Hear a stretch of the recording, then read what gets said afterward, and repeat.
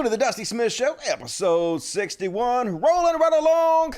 We have another one of those impossibly giant shows for you guys tonight. A little bit overwhelmed. Like, how the fuck am I going to get through this whole thing? But I'm going to do it. Look at all the stuff we have to cover for you guys tonight. Holy shit, it's a big one. Definitely going to go to overtime tonight. Not going to chit-chat too much. Probably only going to read the super chats tonight. So if you want to get a comment on the show, super chat me. Live of the show, super chat. We'll get on that in a second, but we're going to hopefully get down to the religious bullshit segment. Might skip that one and do that in the Karen section Monday, but holy shit, got a lot to cover, so let me go ahead and jump right in. Folks, if you want to help out my show, please consider becoming a patron, patreon.com/Codcast. There's a link in the description of the video. Please help me out if you can. We do good work here at the Humanist Society of Mississippi Animal Sanctuary, where we rescue cute little dogs and cats and give them forever homes. So I do this show to pay for it. So if you enjoy all the free content that I provide for you, please consider chipping in $1 or $2 a month, or 10 or $1 million, whatever you can afford. It all adds up. It's all much appreciated. And also, super chats, lifeblood of the show, super chats. No questions dodged. Every question answered. Super chats. Delayed? Why somebody saying delayed? We're live, right? Looks like we're live. Yeah, make sure you hit the like button, folks. That really helps out, hitting the like button. Yeah, I see myself live, so it should be fine. 164 people watching, only 64 likes. We could do better than that. Please help out. Hit the like button. But we're going to hopefully get some super chats in later. You're going to support the show and immortalize yourself forever and ever and ever. Amen. Super chats. You guys can see me, right? Yes, we're live. Okay. Somebody fucking me up over there saying we're delayed. We're not delayed. We're right on fucking time. It was 8 o'clock. I nailed this son of a bitch like I always do. Dusty is punctual. You got to give me that, motherfuckers. Unless I have some technical difficulties, which only happen like, one time. And I don't cancel the shows, which happen a bunch. But mostly punctual. So, anyway, no super chat yet. All right. Hopefully some super chats will come in. Let's go ahead and jump in the show, folks. Got to cover a bunch of it. So we're going to start with the Steven Crowder controversy, the hilariousness that surrounded his ownage, because it takes a little while for people to get onto the live show. So let's cover this unimportant stuff first. We'll get into the important stuff later. So yeah, I know who Steven Crowder is. He's one of the most popular comedians on YouTube. He has this show, like my show, except for, popular, where he makes millions of dollars basically being a piece of shit.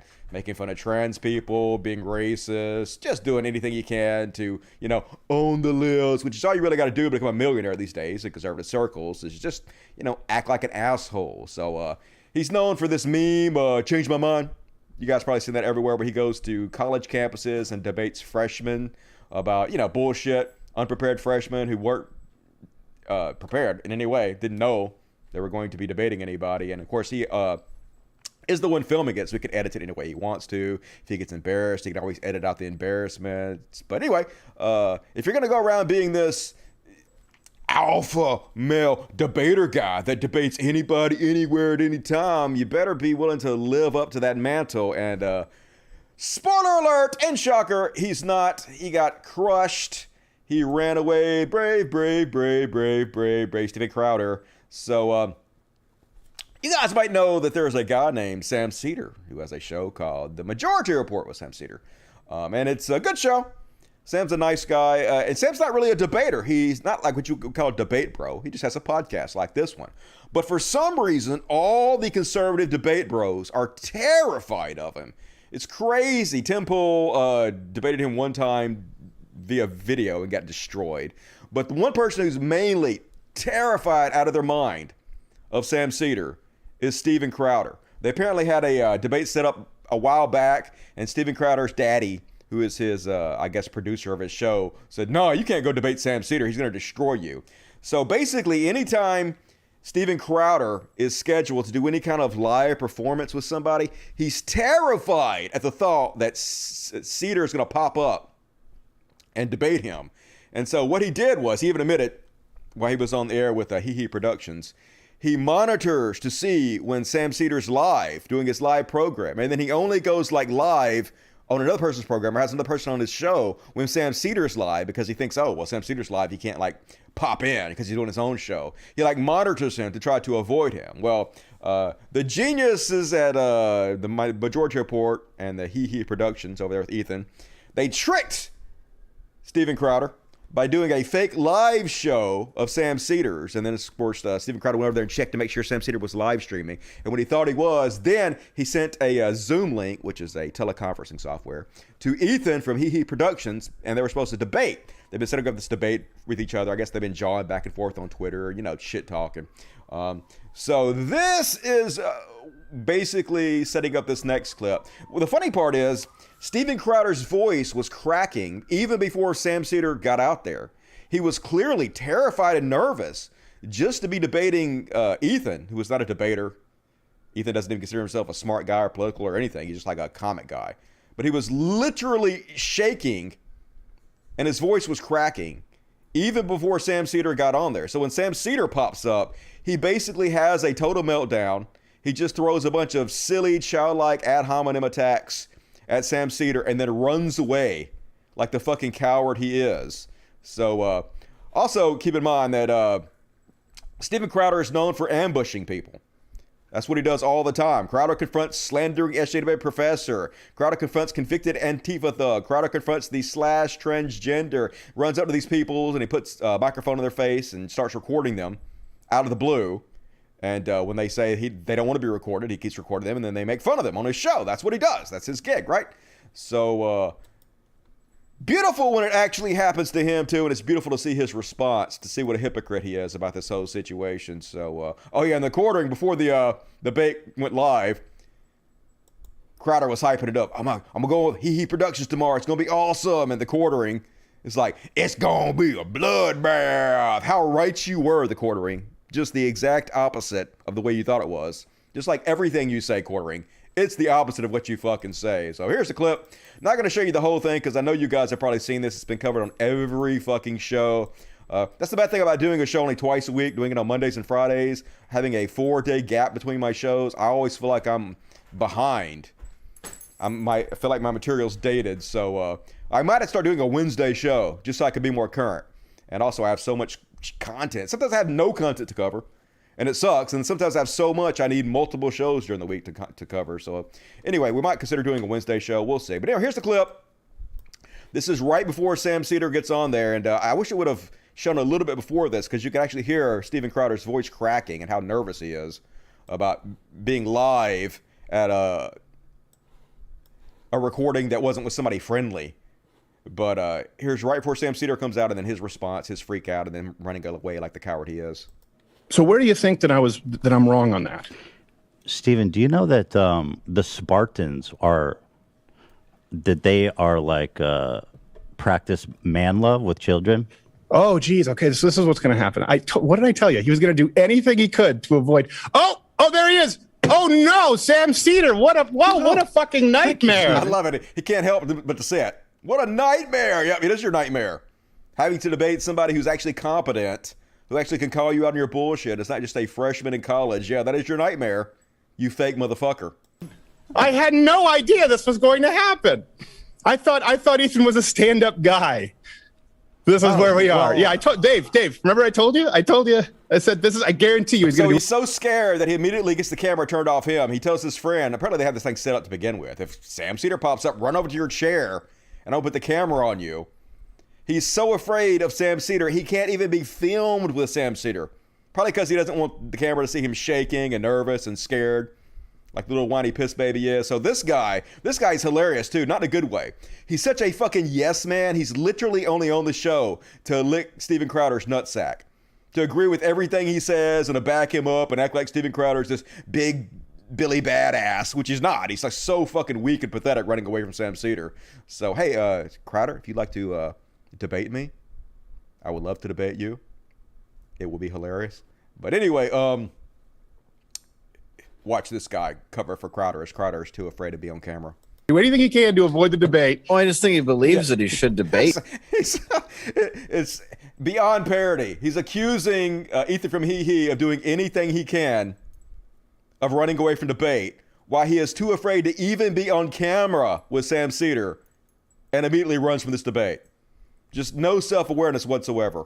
You. No, he doesn't. He just takes advantage of women with, mental health issues. Steven, Ethan Klein doesn't stand up and do his own I fighting. gotta say, It's just hilarious. Let's bring on FM. You would do anything to avoid talking to me. I think the point that you made Yes, at the that's beginning of Joe this Rogan. was- Yeah, Joe Rogan and Dave Rubin and Jordan Peterson and Noam Chomsky. So now he's going to claim, hey, you don't go on the Joe Rogan show or the Jordan Peterson show. They're not avoiding you because they're scared of you. You're just a nobody. But that's clearly not why he's fucking avoiding Sam Seder. Not because he's a nobody. Not because Steven Crowder's audience doesn't know who Sam Seder is and want to watch the debate. They do. They made their voice very, very well known, but this is his excuse that he has to get out. I'm just not debating you because you're a nobody. Yeah, we believe you, Steven. And Sam Harris, everyone's been avoiding. And not just attempting Sam to get Seder. your audience by jumping in. Well, I debated with Charlie Kirk. Steven, I mean, it's about... Now they're back there doing the fake laugh, like, I'm not incredibly terrified. I'm not nervous, shaking in my boots so bad I have to have the camera turned off of me. Fake laughter. Just so transparent. Issues. Let's about talk about issues, those yeah. issues. That's what you're doing some here. Valid Yeah. points. You're that so I think we clever. should I had no discuss. idea that you were taking your show off early last time, coming in today with your pig pen peanuts I eyes. wish everything. So he's admitting he was watching him. He's been monitoring his show if it's going to be taken off early because he's scared he's going to pop up. Way to out yourself there, Steven. You take those off with a velveteen really are. buttons. We must have been Black very worried eyes, about aren't this, they? Like Steven. it. I don't know why. No it would one's be worried Oh, come about on, it. so Say, I didn't concerned. want to Well, do let's- it. Listen, no one's worried about you, says this yes man. You talking about your boss who won't even show himself on the camera? Your boss who continuously avoids debating Sam Seder? Yes, he's scared of him, you fucking yes man. God, can you imagine being this dude? I mean, I know he probably makes more money than I do, but I couldn't be paid enough to sit there and lick Steven Crowder's taint, to have no self-esteem whatsoever, just to be a fucking ass-kiss yes man and not even be good at it. Good Lord, I don't know who this is, what this guy's name is, but what an embarrassment. Let's have the Sam, debate. come If on. no one's I'll tell worried, you what. I let's have a do general. this. I have a general. This is a rule. great I opportunity. don't start a to- debate based with people on a lie. And how about you get sabotaging? How about you get Steven, to a show 30th yourself, of the you audience coward. share? Steven, show yourself. 30th Don't show of the your audience. co-host. Ethan, you should show Steven, yourself. excuse- Ethan, how can you respect yourself as a man, brother? Steven, so Steven, strongly you that are you're such not a willing coward. to Stop debate. showing your little I leprechaun thought you would co-host who welcome- comes Right, out dressed like Ethan, your Ethan, come on, sidekick. Ethan. Why do you have to bring on a Show guy who has Steven. a 30th of the I'm really viewership? Why are of you- this The guy? best thing I've ever heard. So you have a Just guy show with Steven. less viewers to come on to debate him because you can't. Well, obviously, don't if you I'm get a, some- Apparently he if, had to think obviously about it, I'm bro. a, if I'm a layup Yeah, and you not a had to think debater. about it. Well, look, Yeah, you're the I one mean, who called. You're the one who got started personal. Started the one it. that got angry about Show it. Steven. Don't So it's basically just Steven Crowder talking over everybody, filibustering to make sure nobody can get a word in edgewise. And then finally he says, Sam Seder, even half your staff hates you. And then he runs away from the debate. And then, of course, they do what they always do. They go on their show and pretend like they won somehow, like they were victorious, but they weren't. He got humiliated, shown for exactly what he is, a fucking chicken shit coward. It's a Cower with Crowder. Cold feet Crowder. And so, of course, then the news sites went out there and made fun of Steven Crowder, which is beautiful. Here's Forbes. Even Forbes got in on it. Forbes is not even like a left-wing rag or anything. Sam Seder humiliates Steven Crowder after surprise debate appearance. The internet laughs. Yes, we do. We laugh at you, Steven Crowder. Raw story. Conservative YouTuber Steven Crowder mocked for bailing from debate after liberal Sam Seder showed up. Vice.com. Steven Crowder flees debate after being ambushed by Sam Seder. The right-wing provocateur changed his mind. Beautiful and culturist like Sam Seder ambushes Steven Crowder on YouTube show. Sparks meltdown. So this whole thing trended on Twitter for longer than I've ever seen a single topic trend on Twitter. It was like a full 24 hours, and 95% of it was people shitting on Steven Crowder. Like 5% of it was his fanboys defending him. But the vast majority of it were people who witnessed what we all just witnessed, who are willing to acknowledge reality and saw Steven Crowder run like the little fucking bitch he is from Sam Cedar like he always does. And yeah, here you go, body language. We're your body language expert. See? Yeah, alpha male, straight up and down. You're standing slightly at an angle. Oh, beta. Beta, according to incels. And then they even made a few videos that Sam Cedar was involved in that specifically meant to mock and troll Steven Crowder that are pretty funny. Oh, geez. Okay, so this is what's going to happen. What did I tell you? He was going to do anything he could to avoid. Oh! Oh, there he is! Oh, no! Sam Cedar! What a fucking nightmare! Look into your future, Steven. This is where it all starts to come apart for you.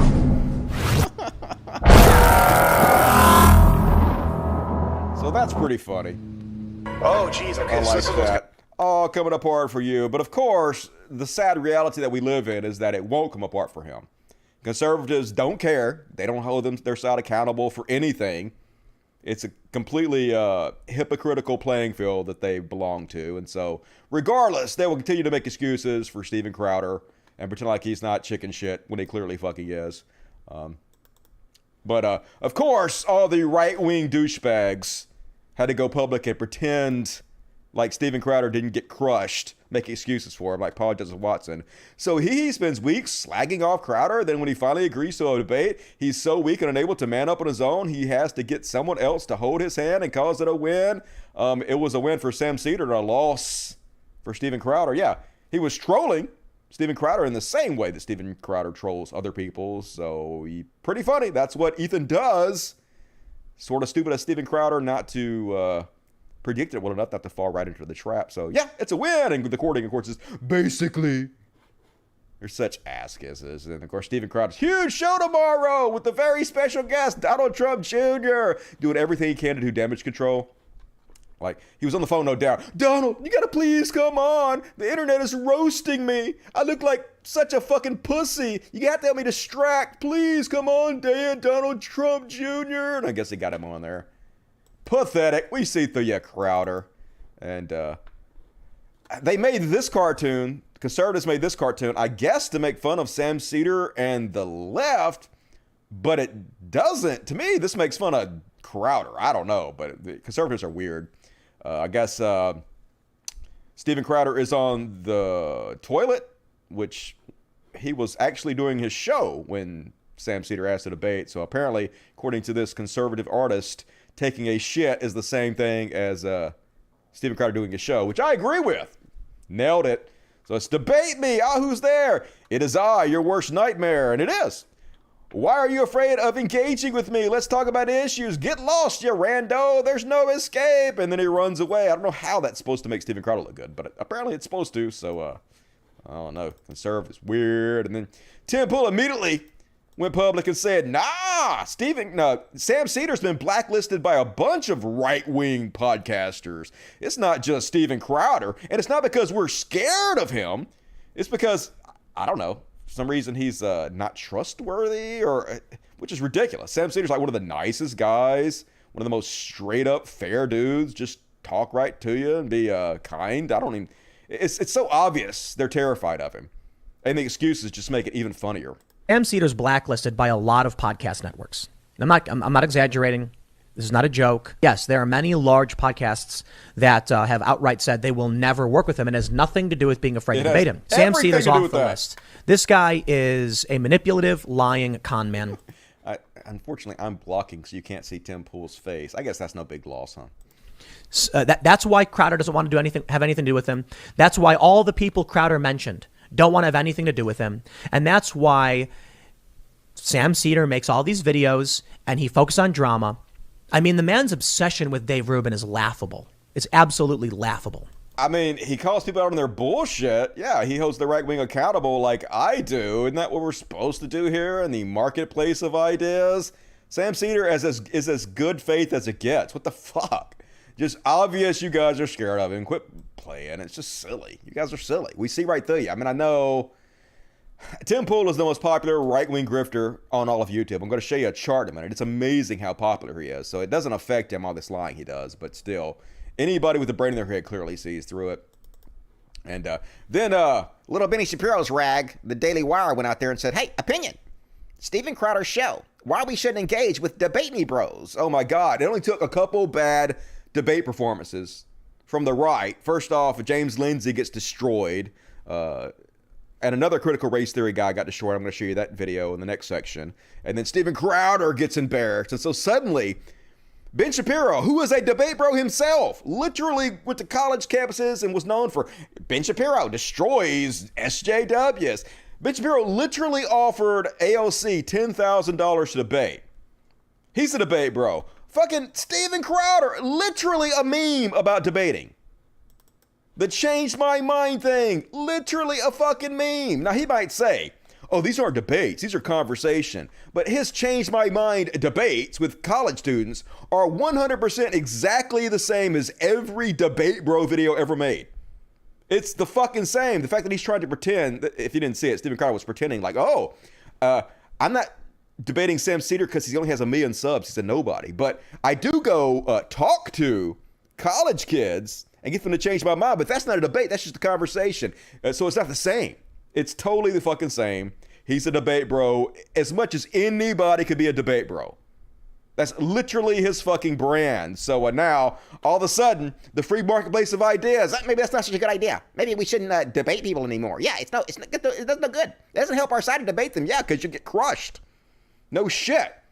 You're dumb, and they make your ideas look dumb. So the whole conversation around, oh my God, we're free speech warriors.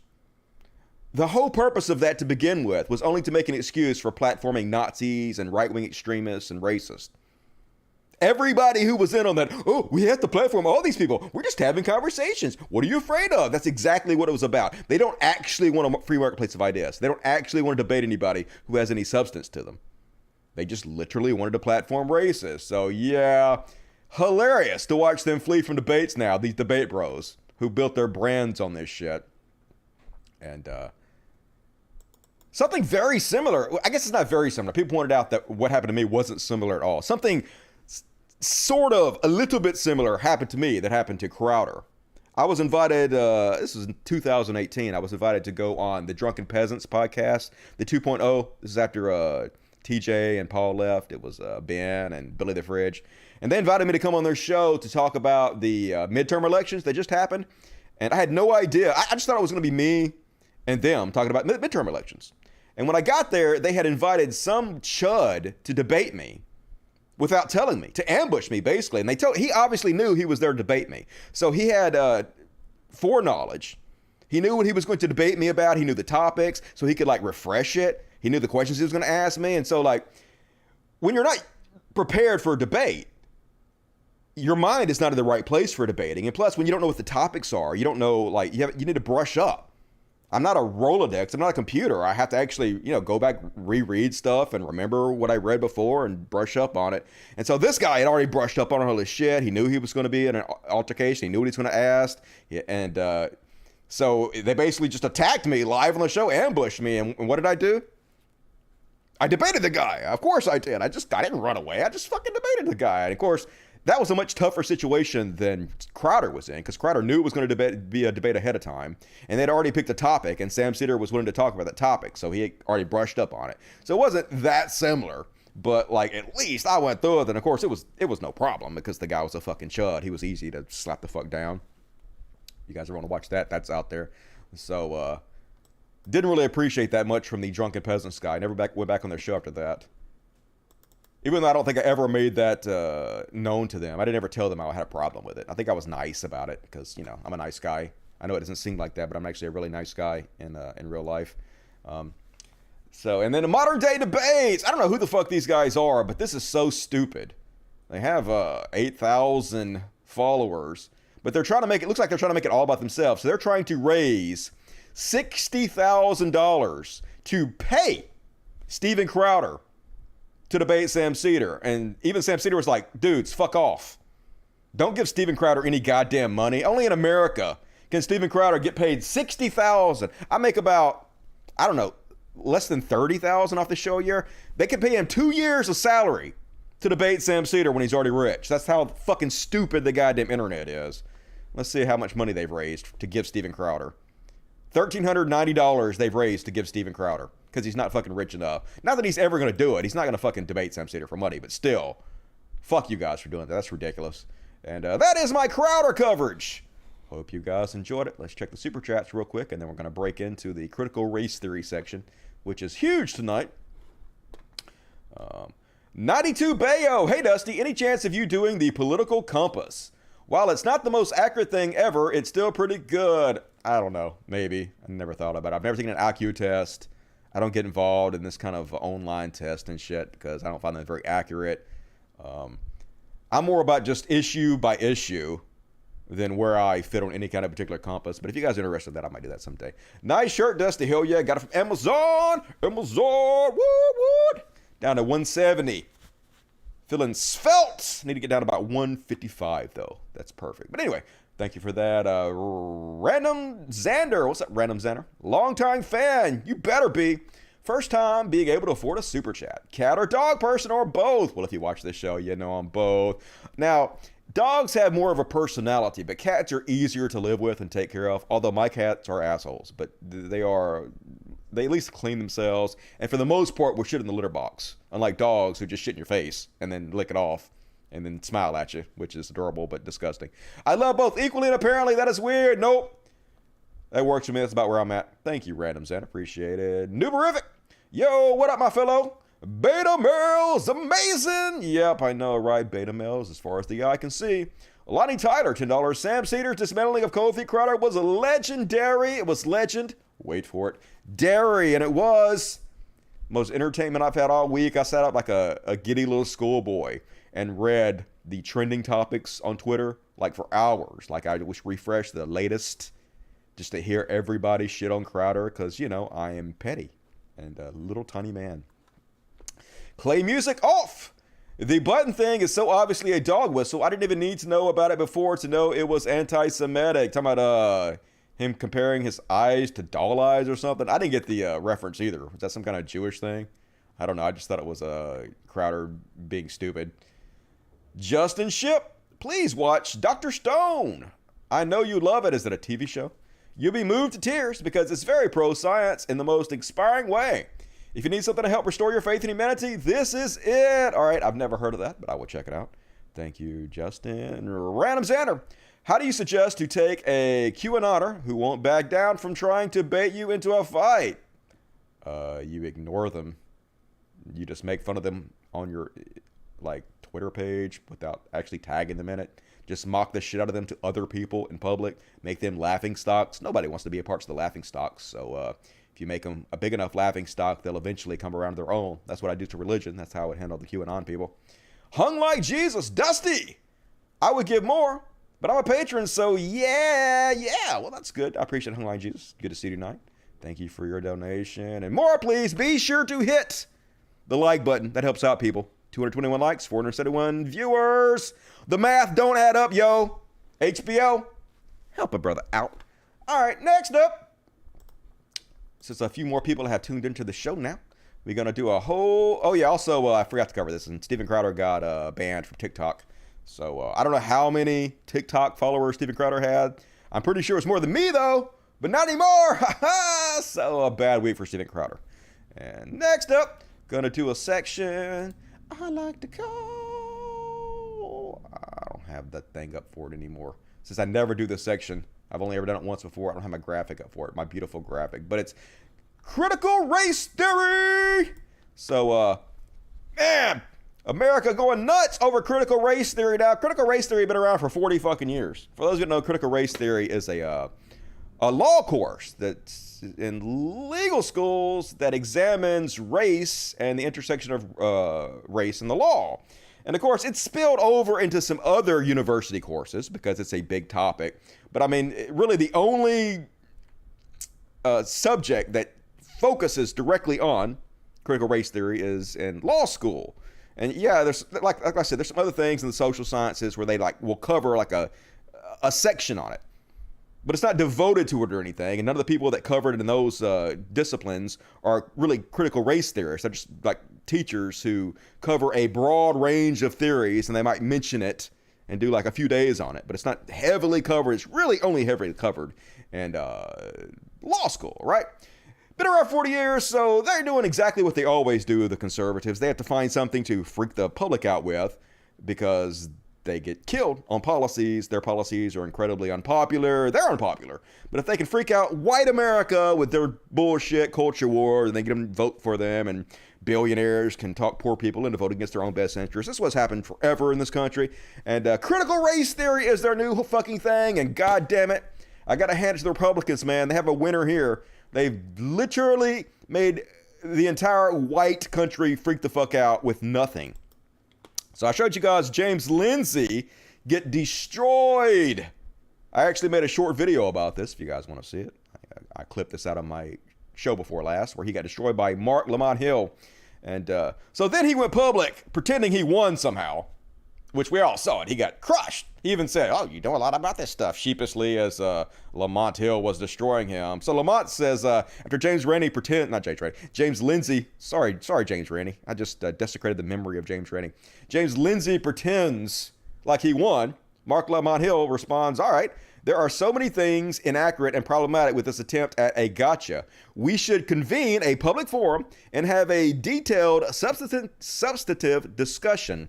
That includes leading the voices in the conversation about this. So he's like, hey, come back on my show. Let's debate again since you pretend like you're winning and shit. Which, of course, James Lindsay responds, shut up, commie. Because this is the right-wing expert. This is one of them. There's another one I'm going to show you in a minute. This clown is the fucking right-wing expert on critical race theory that's got the entire country ready to riot. And when asked to debate about this issue, shut up, commie, not even a 13-year-old, like a 5-year-old. That's how scared they are of debating. That's how scared they are of being, found out. So, this happened again, folks.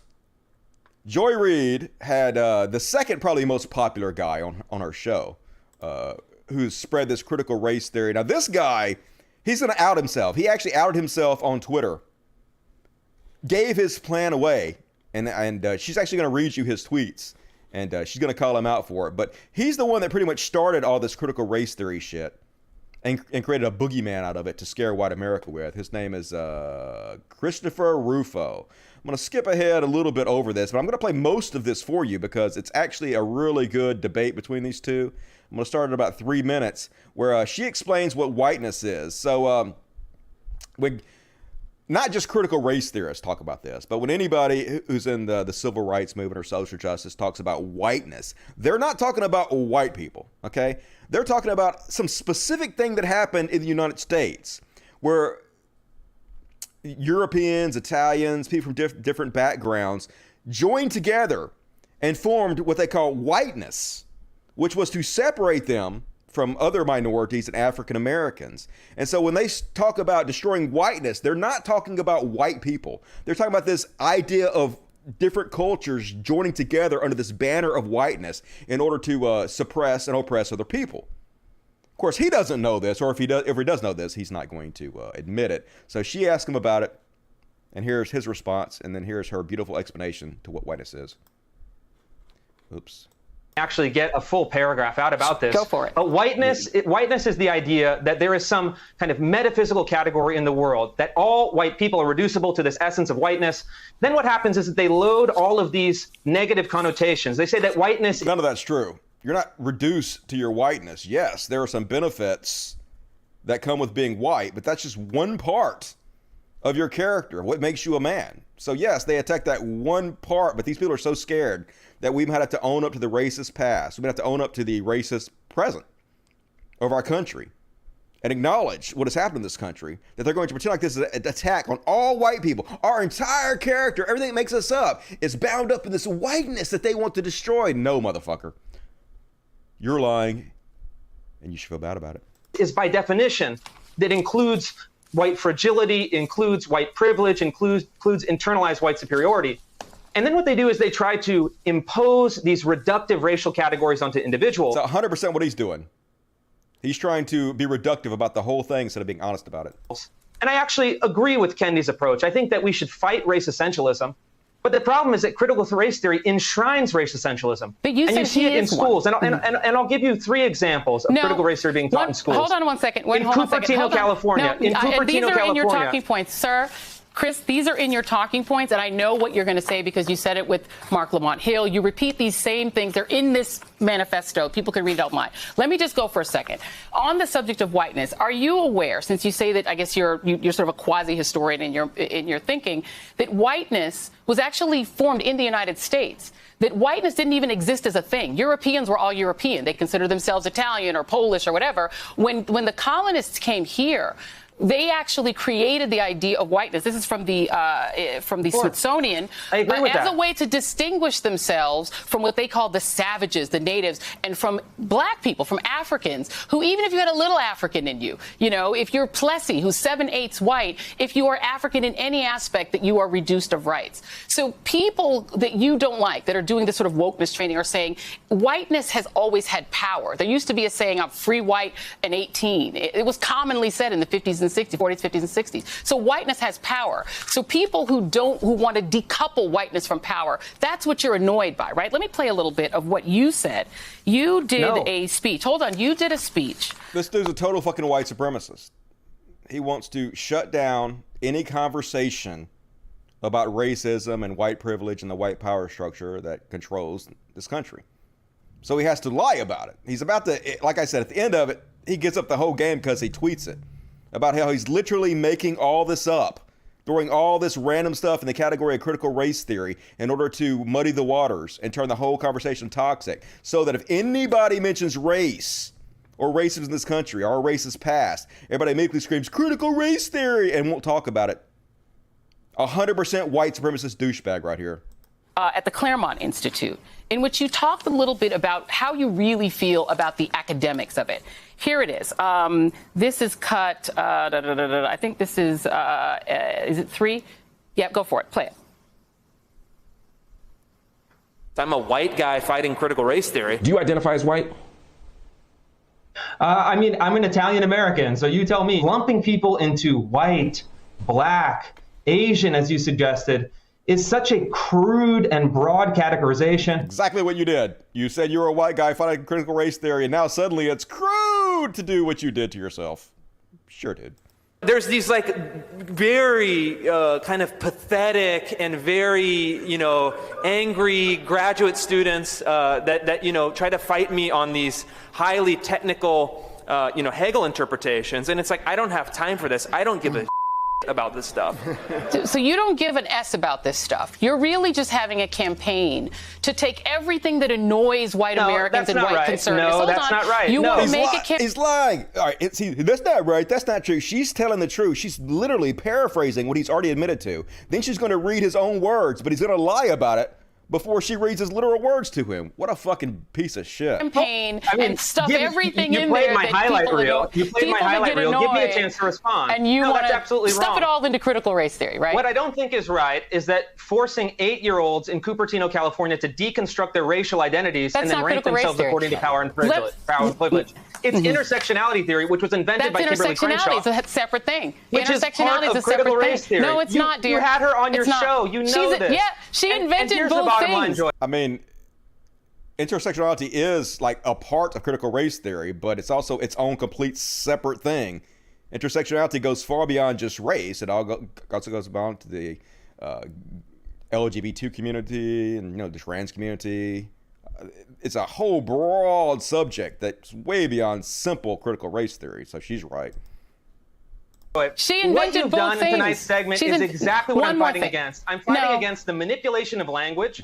I'm fighting against language. You're fighting against wokeness, and you don't like corporate wokeness, etc. I get it. Euphemistic terms with subversive content.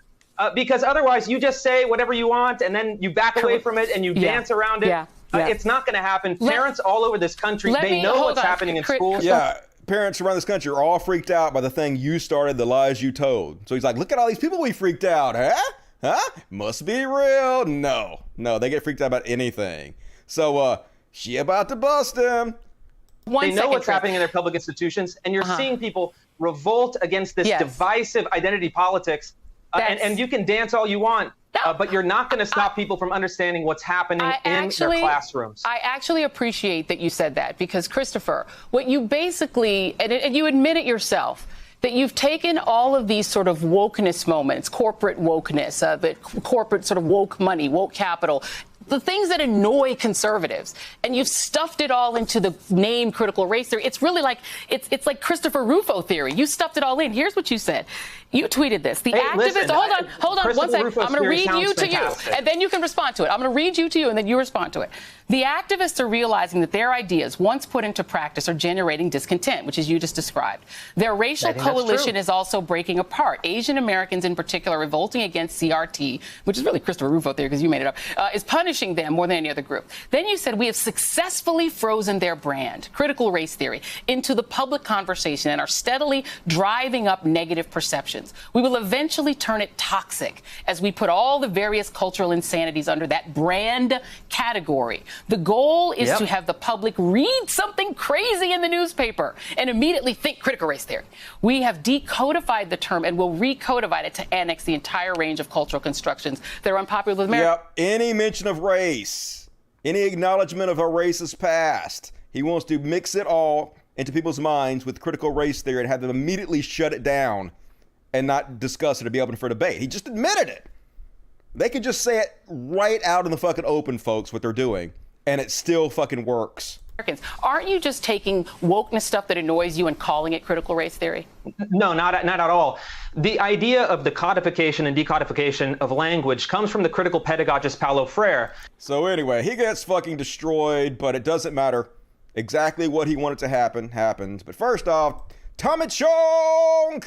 I feel high just reading that name. Gave her a little shout out. Hero Tommy Chong. Joy Reid just demolished a critical race guy by reading his own tweets to him. Joy Reid is no one to mess with. We need more joy in this world. Hell yeah, I agree with Tommy Chong. But of course, Andy No-Go had to pretend like this guy wasn't destroyed. Fascist Andy No-Go going on a hostile show where the racist host, literally guy's a white supremacist, trying to shut down any talk of race to maintain the white supremacy power structure that exists in this country. So yeah, Andy. God, imagine being this guy, being such a sellout to white nationalist and fascist, that's your entire fucking brand. Remember this for later.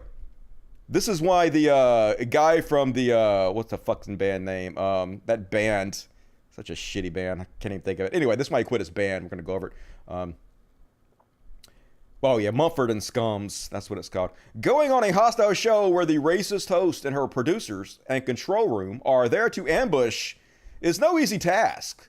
Real Chris Rufo showed that Joanne Reid only have "it's my show" and interruptions as responses when called out to her face. She literally read his own words to him. She literally laid his ass bare, so just ridiculous. No matter how bad you lose or get exposed, they still pretend like they won. And so then, this guy, General Mark Milley, was asked by Matt Gaetz, I guess, about the woke military, hey, you guys want to learn about critical race theory? You guys don't want to learn new things in the military, do you? And this is what I hate about conservatives. I'll never fucking forgive them for making me like the military more. I still can't stand the military, but I like them more than I did because conservatives are so apeshit now. They're literally attacking the military now. Conservatives attacking the military. Never thought I'd see the day, but his answer is fucking brilliant. He destroys Matt Gaetz. Matt Gaetz' face as he's getting destroyed just says it all. This is sort of beautiful. 10.5 million views. First of all, on the issue of critical race theory, etc., I'll obviously have to get much smarter on whatever the theory is. But I do think it's important, actually, for those of us in uniform to be open-minded and be widely read. And the United States Military Academy is a university. And it is important that we train and we understand, and I want to understand white rage, and I'm white, and I want to understand it. So what is it that caused thousands of people to assault this building and try to overturn the Constitution of the United States of America? What caused that? I want to find that out. I want to maintain an open mind here, and I do want to analyze it. It's important that we understand that because our soldiers, sailors, airmen, Marines, and Guardians, they come from the American people. So it is important that the leaders, now and in the future, do understand it. I've read Mao Zedong. I've read Karl Marx. I've read Lenin. That doesn't make me a communist. So what is wrong with understanding, having some situational understanding about the country for which we are here to defend?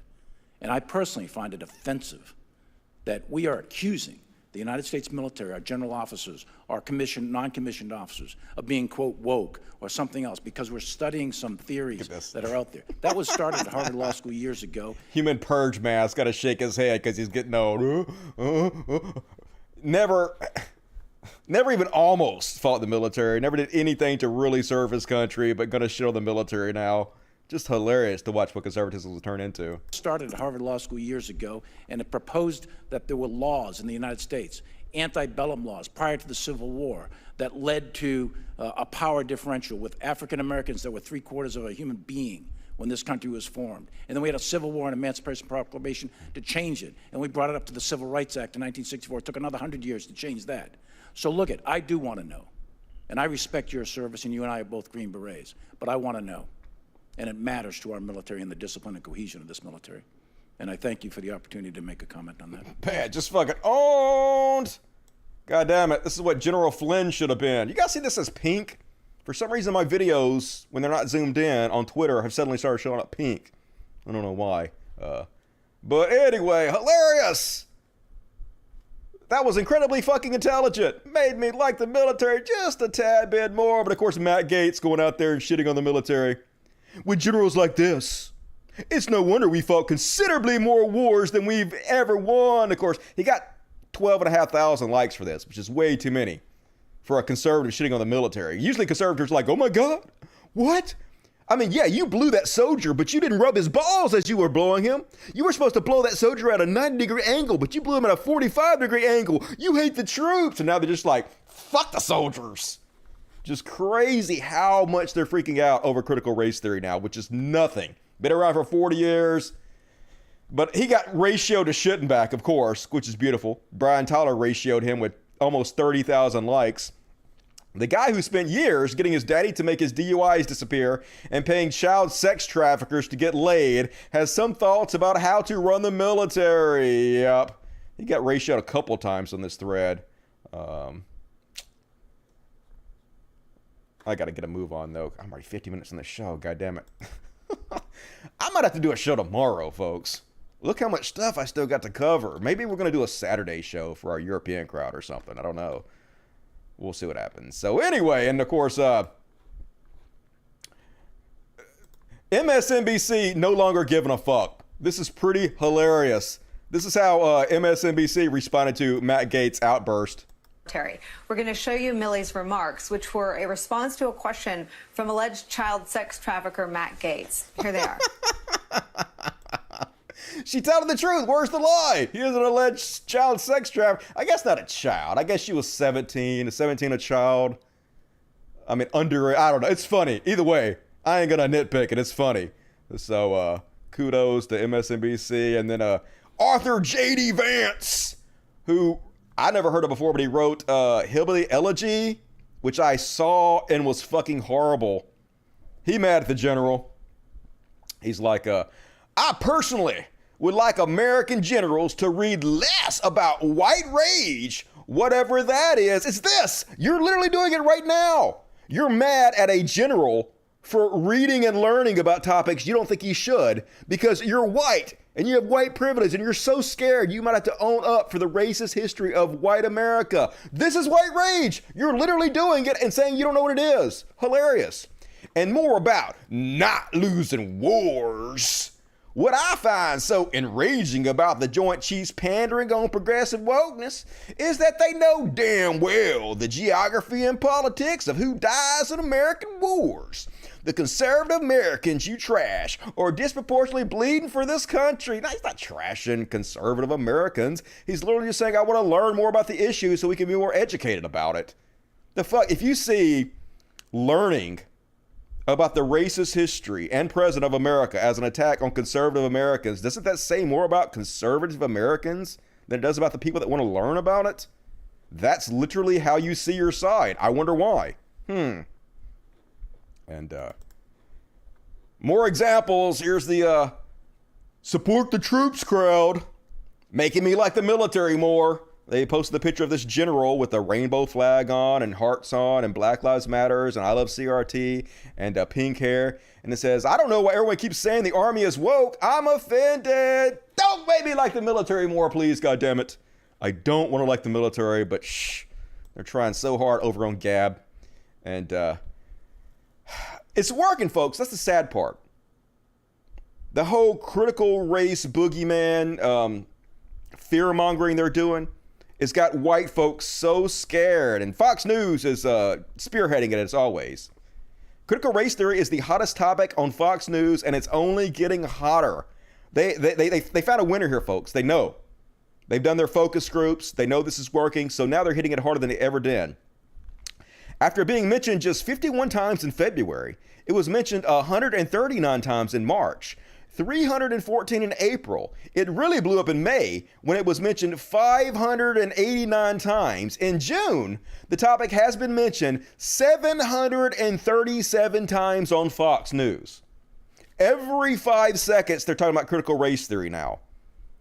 They know it's got people freaked out. They know it's a winner, and they are pushing it. And here's an example, Tucker Carlson. First off, the same people, support our troops. You better support our troops. Oh, you hate the military. This is what they're saying now.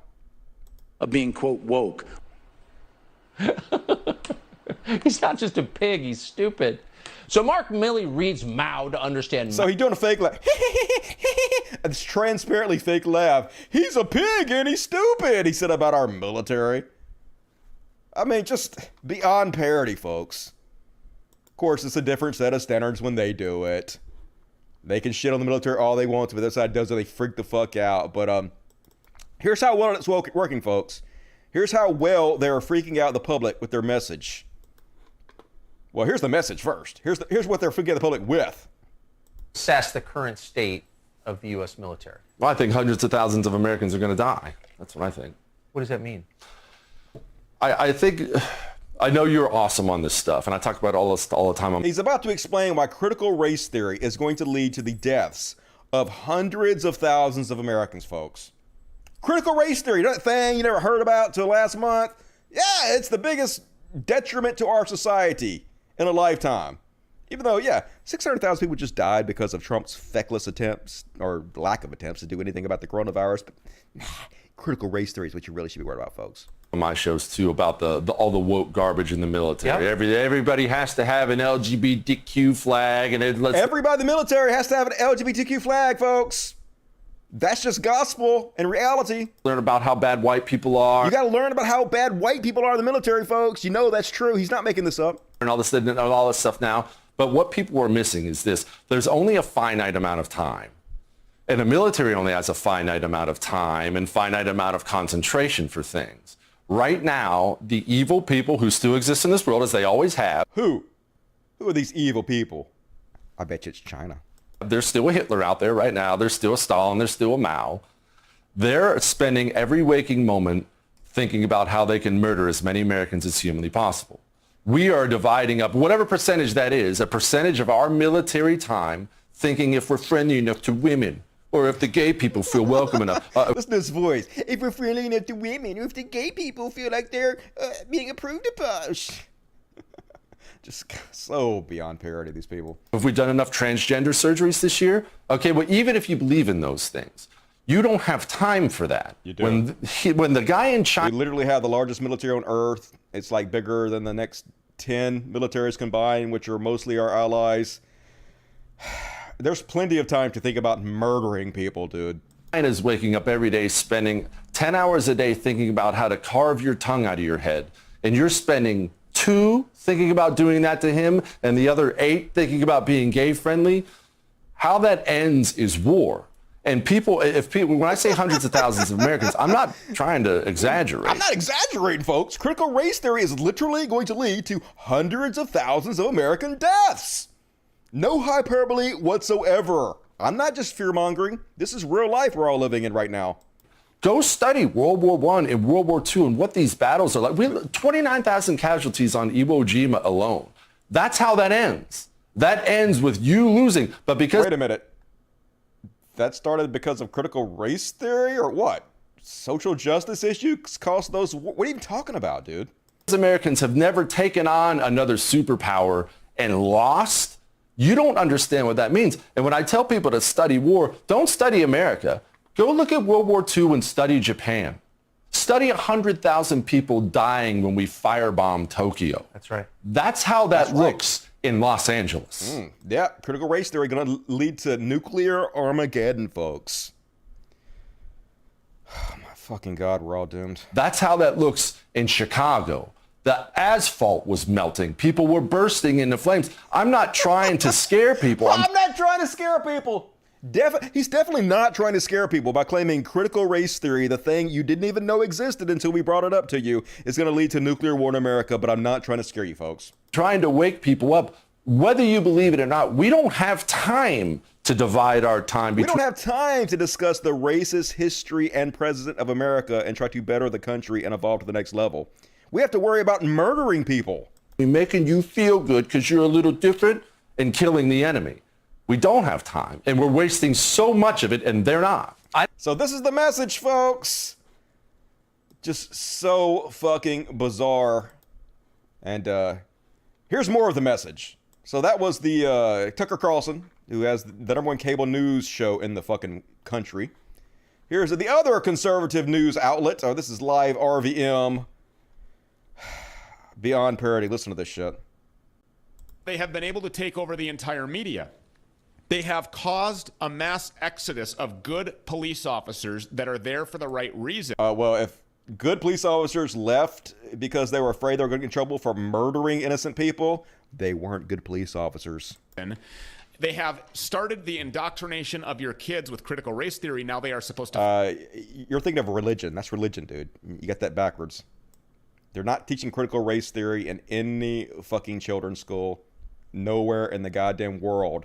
It's a college level course, you lying fuck. Feel badly about themselves, specifically if they're white, not only feel badly about themselves and repent, but also join a force of evil to eradicate whiteness completely. Oh my God, lies, lies. We're going to cover what whiteness is. White is not about destroying white people. It's about destroying this idea that people from all different backgrounds are grouped in this category of whiteness, which is something we all should want to get rid of, right? Lies. They have completely taken God out of everything. Now I saw in one state last night that they're trying to get rid of "In God We Trust" on a license plate in some state. I don't remember exactly. It's Mississippi. Hey, it's Mississippi. And no, they're not trying to get rid of it. They're trying to make a penalty-free alternative. See, now you're forced to get it or pay money to get some kind of alternative, and that's against the law. So more lies, more lies. What it is. Although be it is still on our currency, probably not for too long. And they have purged our military with this wokeness. They purged the military, folks. Military's done. Remember we used to have a military? We used to spend trillions of dollars every year on the military? No longer. We basically have all that money now. No military, so good, I guess. So all of that has been done, and this was also amid an engineered, man-made, intentionally released virus from the lab in Wuhan, where we unapologetically said that it came from. You said it, I said it. We were liars. We were conspiracy theorists. We were tinfoil hats. It has now come true. I mean, it might have accidentally been released from that lab, but there's still not enough evidence to prove that yet, so we don't know. And then the vaccine, excuse me, was bioweapon 2.0, which is stronger than the ineffective virus that Fauci wanted to get his hands on. He has now developed this Delta version, whatever it is. The vaccine, folks, it's a virus meant to kill us all. That's why so many of us, the hundreds of millions who have got it already, are dead. I'm a ghost. Hello. It's Dusty's Ghost talking to you right now, folks. Now only continue to get more and more deadly, and they have done it all simultaneously with little to no resistance whatsoever. That was a soft test. If the President of the United States, Donald Trump, doesn't come back within the next 60 days, I believe that we are looking at an extinction level event. If Trump doesn't come back to the White House, all life on Earth will be exterminated, folks.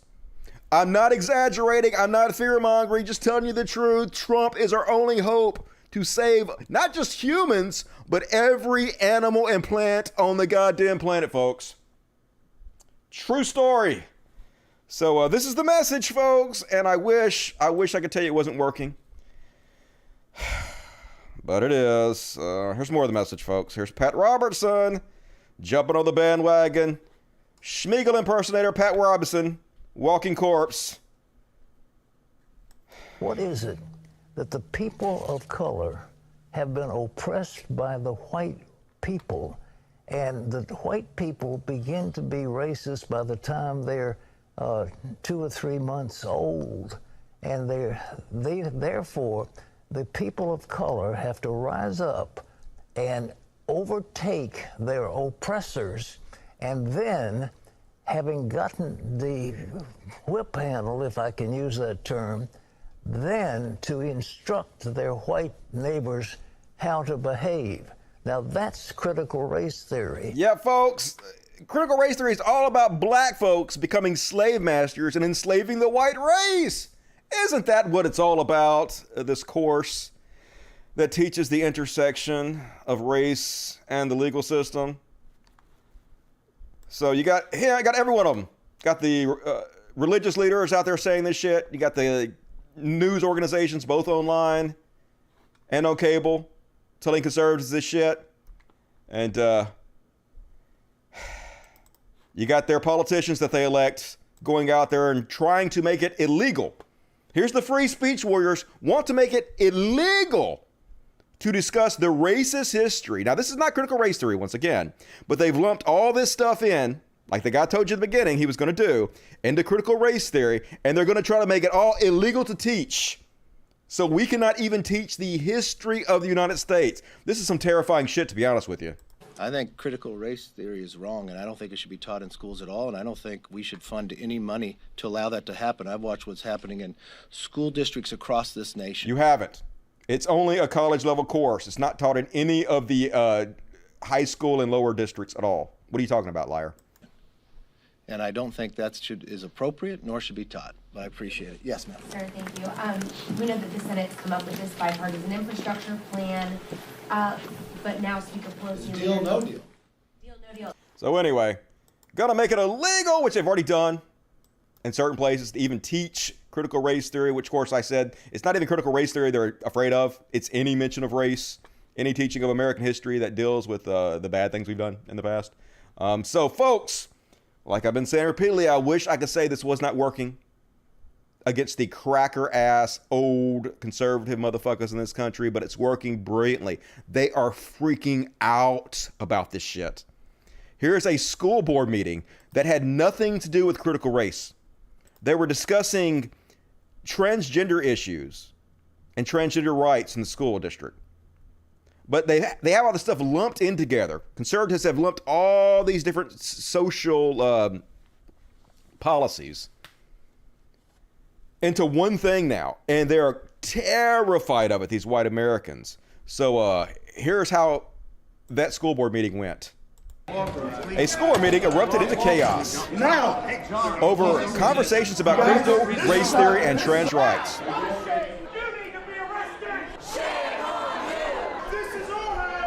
I am disgusted.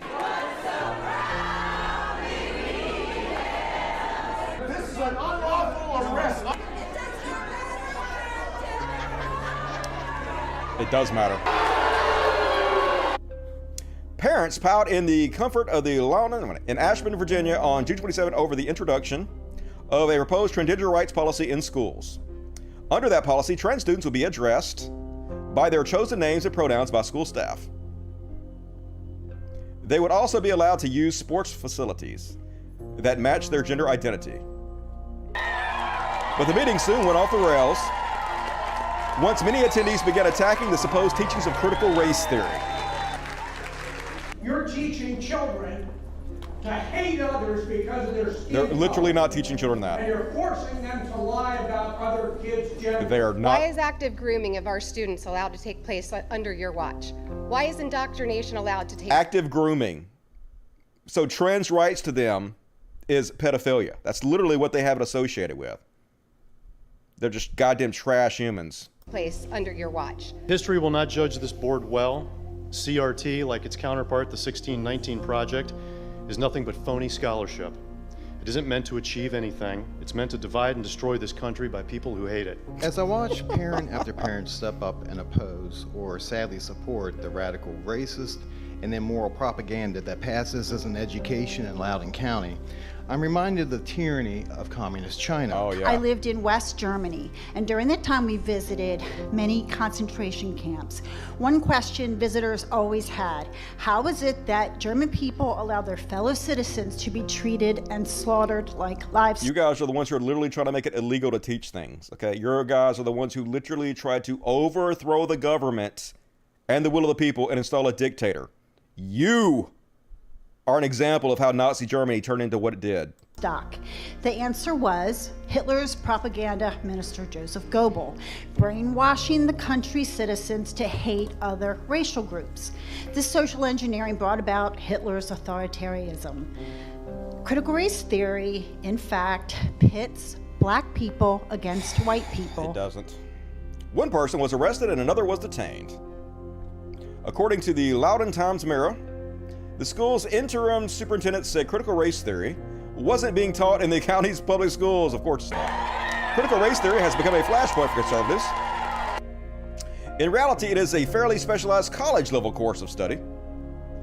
But the phrase has been co-opted by right-wing media and politicians to mean any study of the role of systemic racism has played in American history or society. When I heard that teachers and students were having critical race theory shoved down their throats and young white... You believed it. I just believed it without looking it up or doing any research whatsoever, and I'm terrified and angry about it. This is white rage. You guys out there pretending, I don't know what white rage... We talk about white rage. This is what we're talking about. White rage. Perfect description. Kids were being told that there was something wrong with them because of the color of their skin. Oh, God. I became very concerned. We need critical race theory because we need real history. Amen. In a statement, the school board said it ended its meeting due to loud public demonstrations that violated the decorum of the meeting. This is mob. So yeah, crazy. It's working, folks. Conservatives have a winner, and all these dumbass poor white people, they're going to vote against their own best interest. Another $1 trillion tax breaks for billionaires because we're scared of CRT. That's how it works. That's how it always works, folks. I'm going to show you another example. This is exactly the same they said about Common Core. Remember Common Core? How it was destroying the world? We're going to get there. Hang on. But this is... I wish I was going to say I wish I had a Beyond Parody segment, but this belongs in the critical race theory segment. But it's so beyond parody. So here's a famous chud-ass conservative opinion maker. Dick Morris is going to explain to you how critical race theory is going to lead to incest and patricide. I wish I was making this up, but here we go. What do you make? I mean, this is the chairman of the Joint Chiefs of Staff making a comment like this. What do you make of that? Incredible. This poison, critical race theory, this cancer, is affecting all of our institutions, the schools, the universities, the military, all over. And it's based on the fundamental proposition that all white people are racist. Well, first of all, I think all people are racist in general. Now, white people do have the most power, and we do control, the power structures for the most part of this country. So, yes, it affects minorities worse. But, yeah, like... All right, let me go ahead and play it. Whether they are inherently that or not, their background makes them racist. Right. Original sin, really. Yeah. And that all white people got what they got by exploiting blacks. No. Now, it did benefit white society, and a lot of white people have benefited greatly. But no one is saying everything white people have ever accomplished 100% was on the backs of black people in slavery. This is a straw man you've invented to freak people out. I have a unique thought about that, though. What does this do to the children? What does this do to a kid? A quarter of all black marriages are intermarriages racially. Wow. So what does that do to a black boy? A black and white kid? Whose mother is a white and whose mother is black and his father is white. Right. What does he think? My father exploited my mother and that's how he got successful?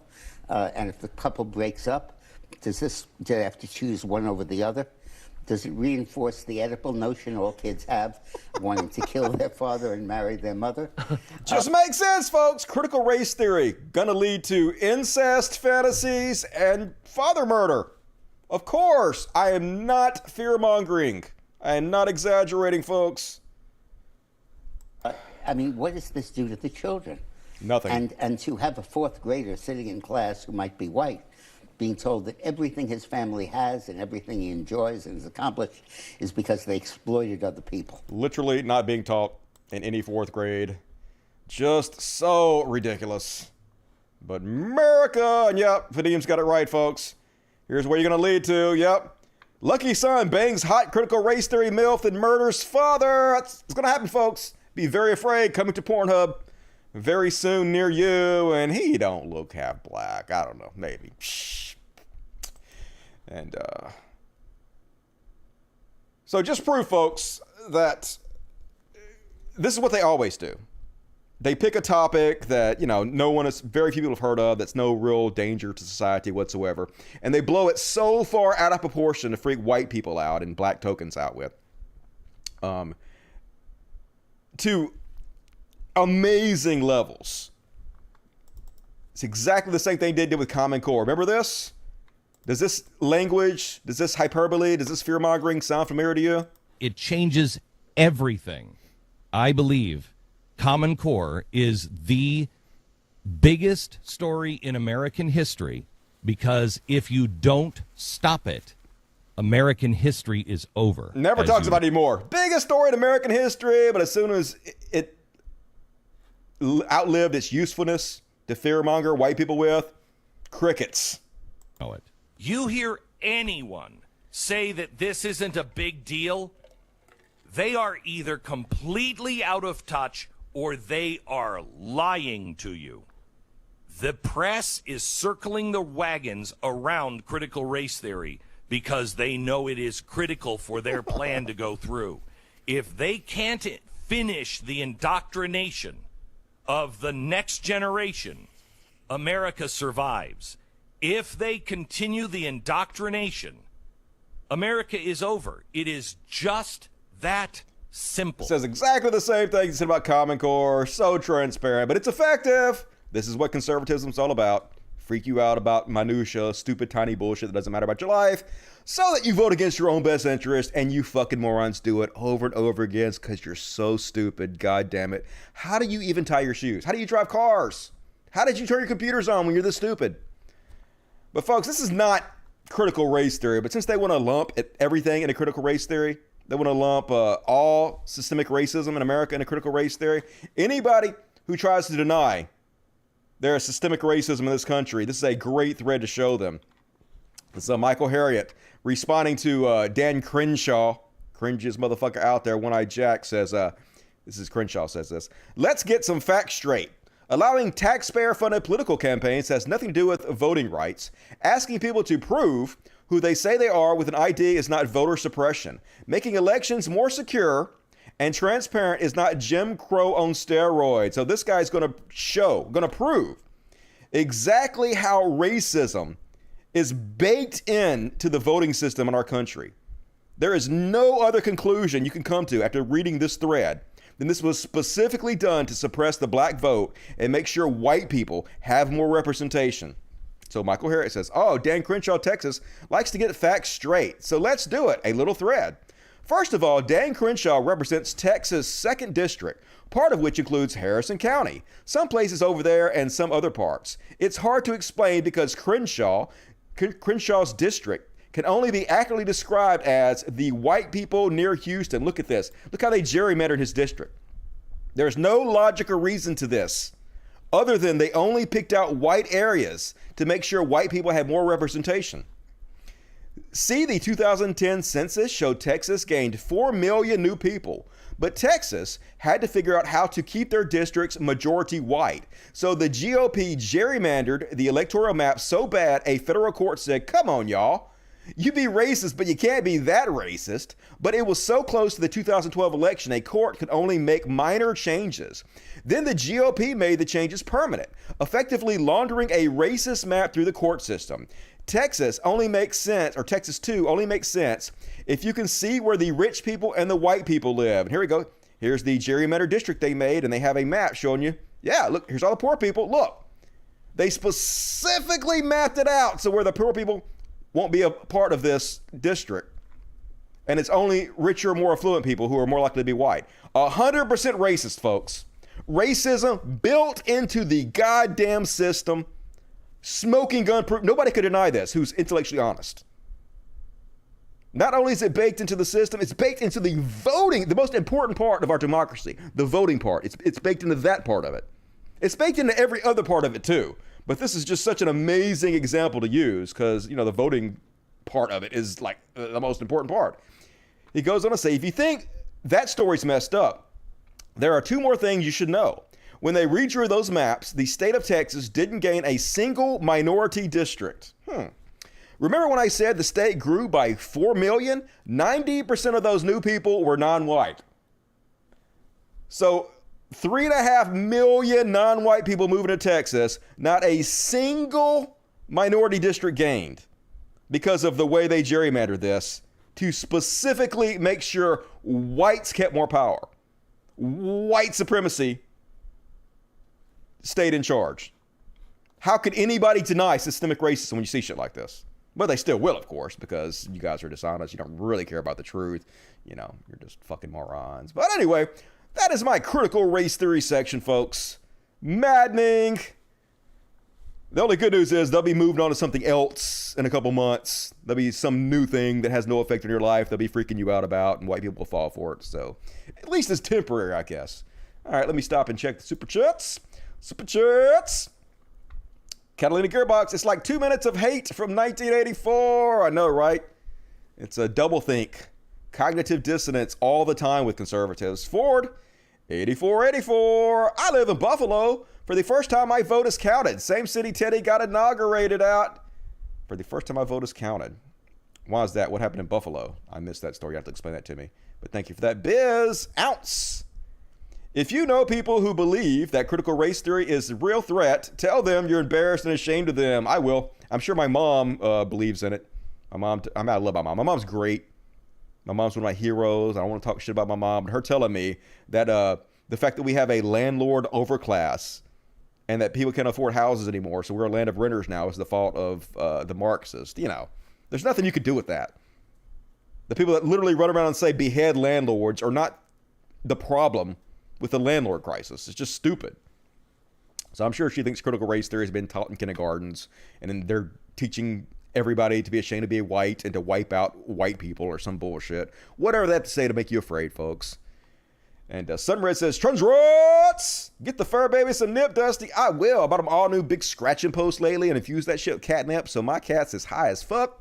So thank you for that. Twinner42 recently got a new fur baby kitten named Philip and got to spread the love to yours. Trunzrots! Give Philip some scritches for me there. Thank you, Twinner. Proto, $2. Check He's take on Joe Rogan's mask take. Great. All right, I will check that out. Thank you for the shout out.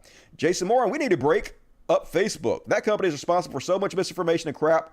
These people eat up. Hey, works for me. They got a monopoly. Break that shit. We should just nationalize it. Take that shit from Mark Zuckerberg. Fuck that robot.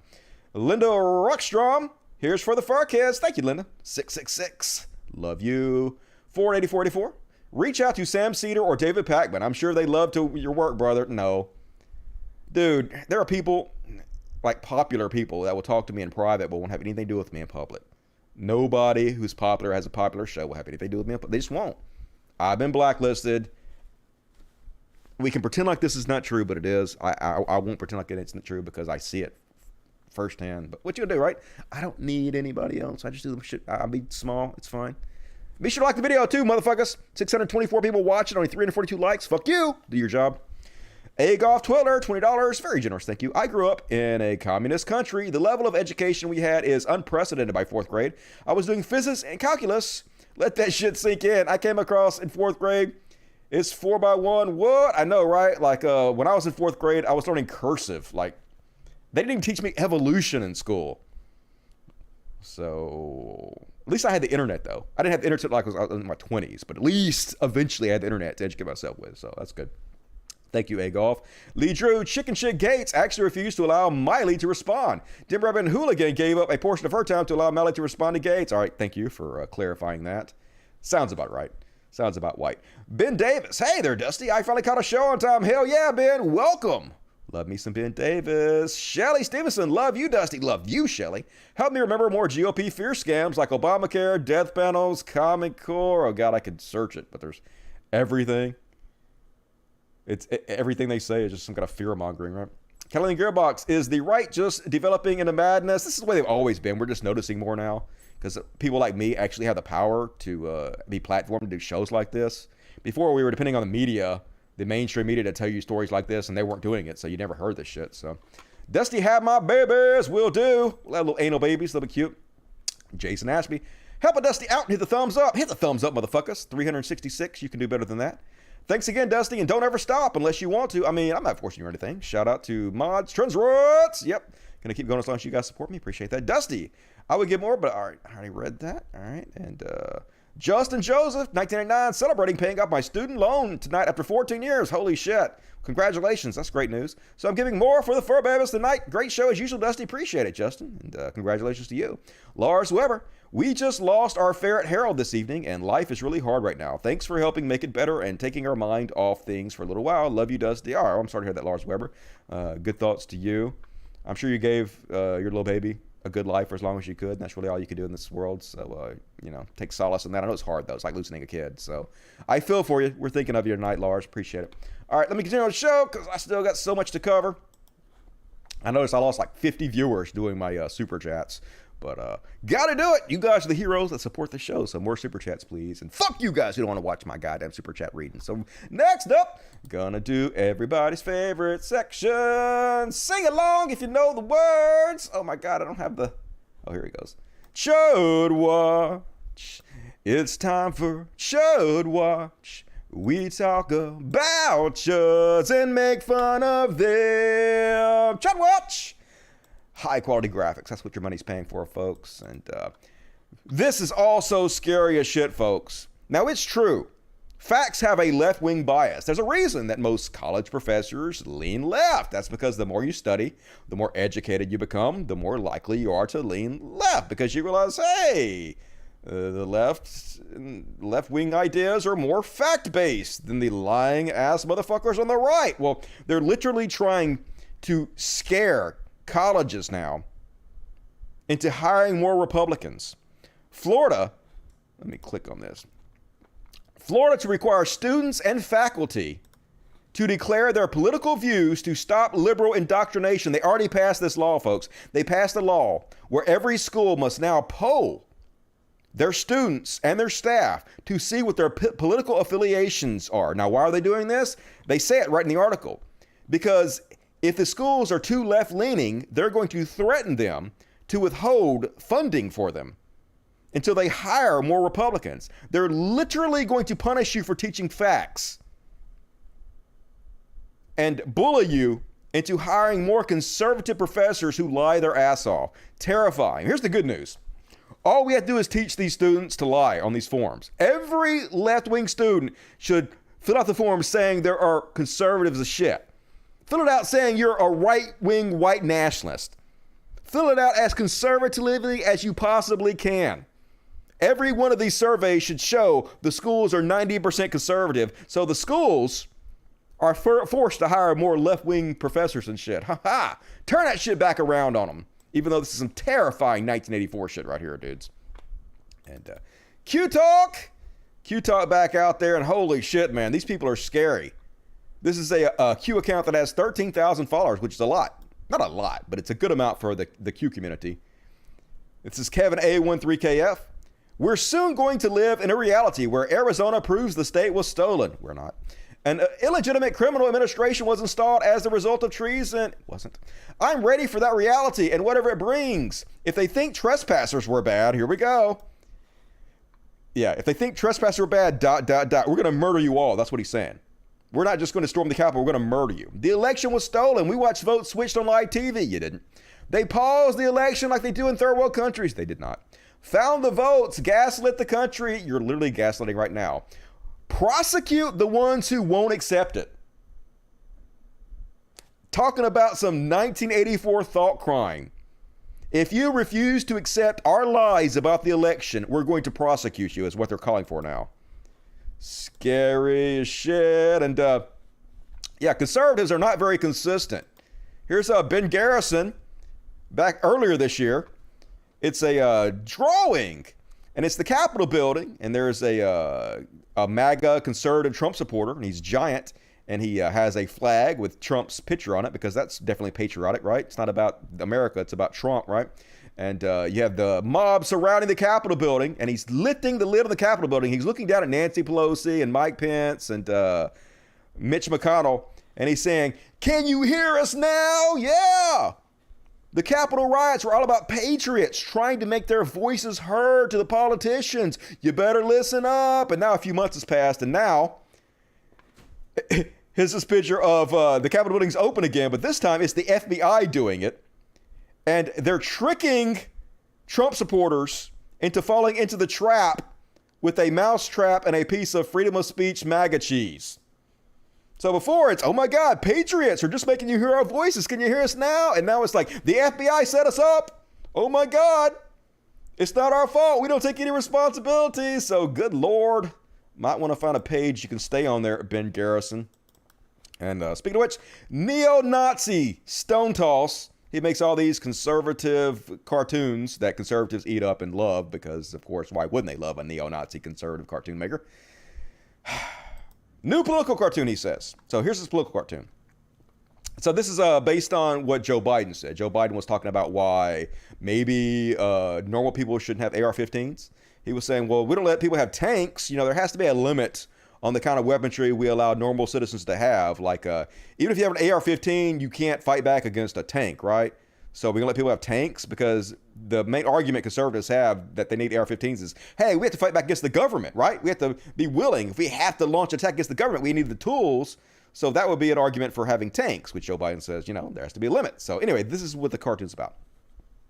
In the first panel, this one dude who has poo hair says to another dude who has poo in a shirt, the government has jets and nukes. What can your Second Amendment do? And then the second photo is JFK about to be assassinated with a rifle. Holy shit. Yeah, Second Amendment can murder the president. Not calling for violence, but just saying you can kill the president if you want to. Don't take our guns. Like, is this a good argument for not taking your guns? We might murder the president if you don't take our guns. I don't know. Scary, not very well thought through, but that's conservatism for you. And Trump back out there, and his words have caused violence to happen. We know he's doing this on purpose, and he's doing it again. This is literally trying to stir up people to become violent. Statement by Donald J. Trump, 45th President of the United States of America. Can you believe that New York wants to strip Rudy Giuliani, a great American patriot, of his law license because he has been fighting what has already been proven to be a fraudulent election? Hasn't. He lied. The greatest mayor in the history of New York City? False. The Elliot Ness of his generation? One of the greatest crime fighters of our country has ever known? And this is what the radical left does to him? All of the New York is out of control. Crime is at an all-time high. It's not. It's nothing but a witch hunt. They should be ashamed of themselves. Take back America. This is a call for violence, folks. Don't believe it's not. We know that's exactly how Trump idiots are going to take it. And we know that's where Trump's mindset is. Because this article came out. It seems like this is a repeat of what I've heard before, but this is a new article, so I guess this is new information. A new book was just released. Top U.S. general rejected Trump's suggestion the military should crack skulls during protests last year, new book claims. Apparently this is the same guy that gave the good answer before, talked about how Trump said that the police and the military should shoot civil rights protesters. Yeah, shoot them in the leg or shoot them in the foot. Be mean to them. Beat the fuck out of them. Crack their skulls, Trump said. So, yeah, authoritarian fascist to being authoritarian fascist. Shocker. Who could have seen that coming? But Dave Rubin, don't worry. Dave Rubin promised us all, before Trump got elected, if Trump was elected, he would be the very first, to hold Trump's feet to the fire, motherfuckers. And he just had Trump on his program. And listen to all this holding his feet to the fire. Because I saw you, I don't know if you remember this, but we actually met briefly at Mar-a-Lago back in December of, right. I guess it was 2018. And I saw you that night. You had no tie on. You were relaxed. You were laughing. Like, were you ever really, really worried? Or even on the second time around? I was going to the Trump rallies in Beverly Hills, and it was a joy fest. Like, it was It was truly unbelievable. White supremacists love each other, and they love to celebrate. Believe it. And I can't wait till they start up rallies, whether you're there or not, just to get people out there and holding flags and being proud to be Americans again. And one thing you have to... Dave Rubin does not give a shit about patriotism. This is so transparent, living in his multi-million-dollar compound. The grift is real, yo. Say, Dave, if nothing else, I was consistent. I mean, it was...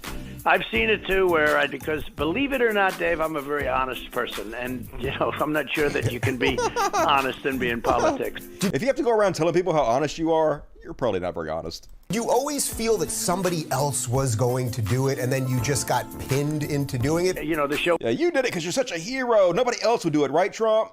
God, what a fucking loser sellout. And I don't want to make it fun of people who have mental illness, because that's wrong. But I think the quartering might be mentally ill.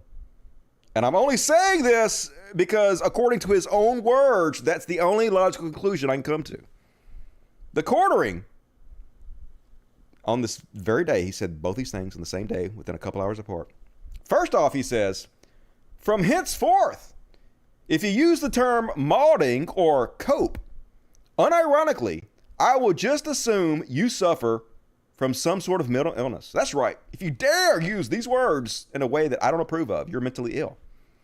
A couple hours later, the quartering.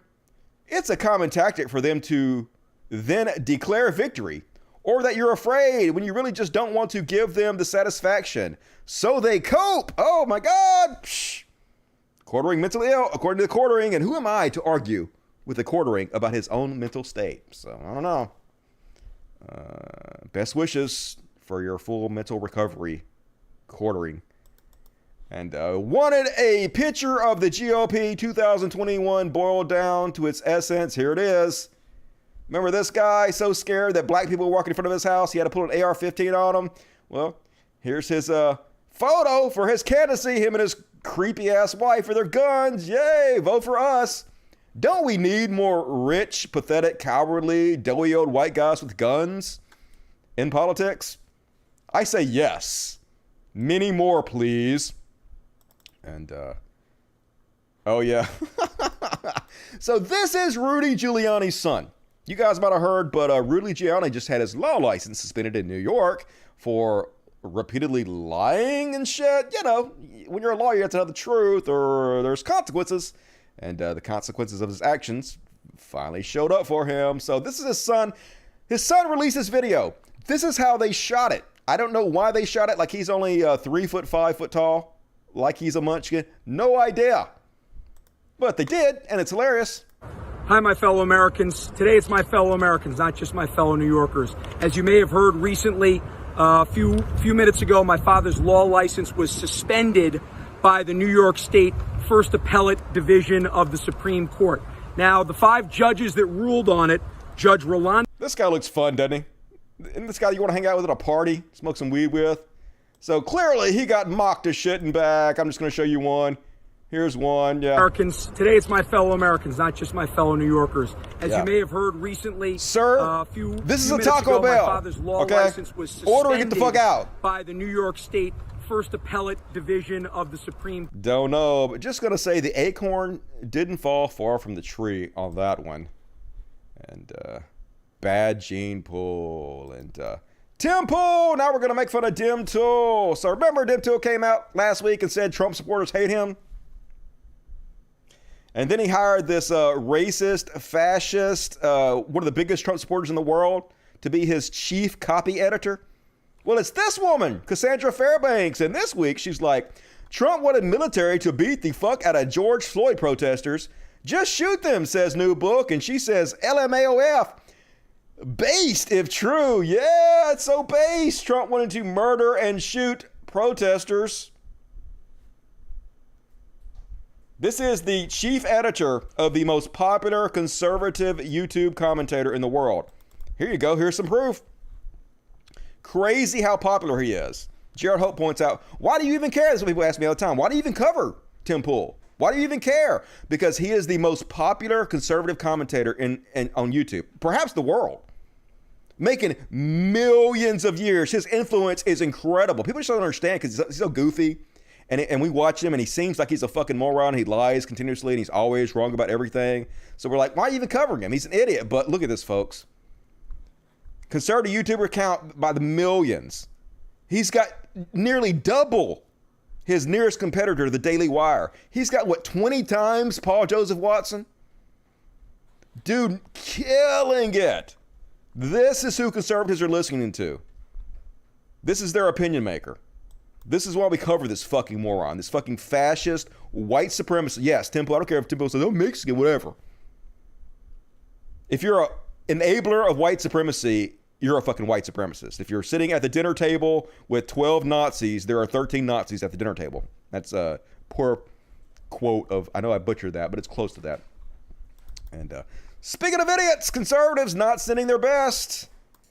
Here's a Representative Marjorie Taylor Greene, and spoiler alert, what she says here, not true. I'd like to just take a minute to remind everyone that words matter and their meanings need to be exactly clear. Yes, words matter and their meanings need to be clear, she starts out with, and then proceeds to get words totally wrong and their meanings wrong. Contraception stops a woman from becoming pregnant. True. The Plan B pill kills a baby in the womb. False, false. The Plan B pill has to be taken within a day or two of sex, and it only stops the woman from getting pregnant by preventing ovulation. This is contraception, exactly the same way. You know Google exists, right? But words have meaning, and we have to accurately describe. Nope. Liars. But as always, you listen to Tim Pool, you send idiots to Congress. You fuck up our country. That's you, conservatives. You trash. You trash. And speaking of you being trash, there's another fucking idiot you sent to Congress. A guy who's always wrong, frat party boy, Madison Cawthorn, who got paralyzed coming back from spring break, literally doesn't know shit from Shinola. And this is so ironic what he's about to say. Let me play it first.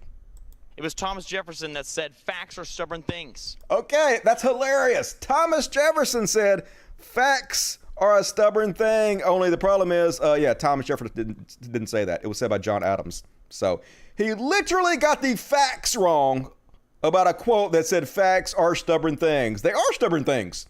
That's true. You might want to, I don't know, Google, literally on the highest house, the political body in the world, this doofus representing us, folks. This is why we can't have nice things. This is why we're so fucked. Just so, how are you not humiliated to be a conservative at all times? I mean, you are an embarrassment to the rest of us, but how are you not an embarrassment to yourself? And let's look into what the hard news channels are doing. Here's Fox News, number one cable news network in America. FAA goes woke. Oh no, not the FAA. What terrible things are they doing to destroy America now? Well, they're going to change some terms. Instead of using the term airman or airmen, they're going to use the term pilot or operator. Oh no! How is American democracy going to survive if they call pilots pilots? Instead of using the term cockpit, they're going to use the term flight deck. Oh no! How are we going to survive if we don't say the word cockpit? They're literally destroying our heritage by not mentioning cocks. Good God, y'all. Got to have something to scare the white folks with. And once again, folks, freaking out. Like, here's accidentally based. I hate the word based, but I'm going to use it. Conservatives on Fox News are now literally calling to defund the military. Who could have seen this coming? I didn't think anything could come out of this ridiculous scaremongering about critical race theory, but hey, I might just stand back and not argue with them. We are sending our tax dollars to this military to an attempt to weed out so-called extremists, which just means conservative evangelicals. Okay, first off, if that's what you think about extremists, if that's what you think, then that's, once again, that says more about how you view conservative evangelicals and the rest of us. Well, you're not wrong, but there's a reason you guys are considered extremists, because you are. Can tell. We're paying for that? Why is Congress not saying we're not going to give you a penny until all of this is eradicated from the military budget? Nothing. This is my offer to you. Nothing. That's what I would say.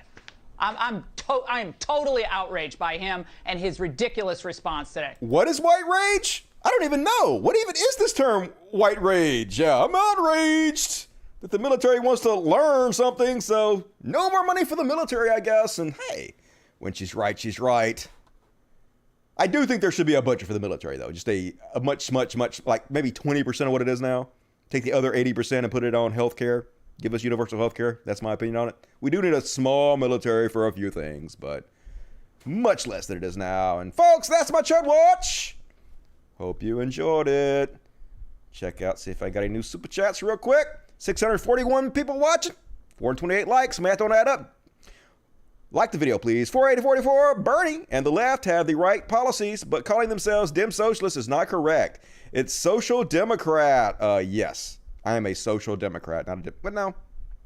Yeah, I'm a social democrat, not a democratic socialist. Right? You're right about that. Bernie's not a socialist anyway, not in any real sense of the word, but he uses that term. Basically, it's like black people who use the N-word. They take it back to give themselves power from it. That's what Bernie did with socialists, but he's not a socialist. It's social democrat, similar policies to Scandinavia, and well over 90% of developed countries. True story. That's what I am, social democrat. Thank you for that. All right, that was the only new super chat I got. More super chats, please. Immortalize yourself forever and ever and ever. Hey, man, super chats, and I'm halfway through the show now. Almost halfway through the show, and it's the end of the show almost. So we're gonna do some overtime. Don't worry about it. It's fine. I got you covered with some overtime. And next up, man, I should have got my graphics, and I didn't do right on my fucking graphics. But celebrity bullshit, celebrity bullshit. The segment is about celebrities and their bullshit. And first off, on celebrity bullshit, Mumford and Sons, I guess one of their banjo players, quit the band. No longer a Mumford and Sons. So he wrote an article, why I'm leaving Mumford and Sons, and I read it so you guys don't have to. And basically, he publicly praised Andy Noko, who is a propagandist for a far-right extremist. And he helped him sell books. He gave a shout-out to his book, his ridiculous propaganda book. And then the internet was like, hey, why are you praising a white supremacist enabler fascist? Why are you helping this guy sell books? And then the internet was mean to him, so he quit the band. So that's the short version of that very long story. So no one cares. Fuck off, fascist bitch. And next up, John McAfee. You guys know who John McAfee is. So he is the guy that created McAfee virus software, which has always been horrible. That and Norton. Basically, the virus softwares, they fuck your computer up worse than they help you. Always hated that shit. Well, then he sold the company like 25 years ago, and he made millions, and then he avoided his taxes, and he started creating drugs and shit, so he went to another country so he could avoid the government. So anyway, he killed himself. He did. You guys say, oh, he was murdered. No, he wasn't murdered. Why the fuck would anybody murder John McAfee? John McAfee is just an old coot, had no insider information, didn't have any fucking friends in high places, didn't know shit about shit. Why would anybody murk him? They didn't. He killed himself. But he killed himself to try to troll people. This is the level this guy is at, right? This guy, if you hadn't heard, this guy murdered his neighbor. Allegedly. I guess I don't have to say allegedly anymore, but and I'm not even really mad at him about that too much. I mean, you shouldn't murder your neighbor, right? But apparently his neighbor killed his dogs, and then his neighbor ended up dead. So yeah, he murdered his neighbor. But a little bit of empathy. If you killed my dog, I wouldn't murder you, but I would want to murder you. So anyway, murdered his neighbor. Was creating all these drugs and shit in another country. Was living with these young girls in other countries. Living a real wild lifestyle. But so this guy's a fucking moron. So he's going public telling people to evade their taxes, telling people how they can evade their taxes, bragging about how easily it is to evade taxes.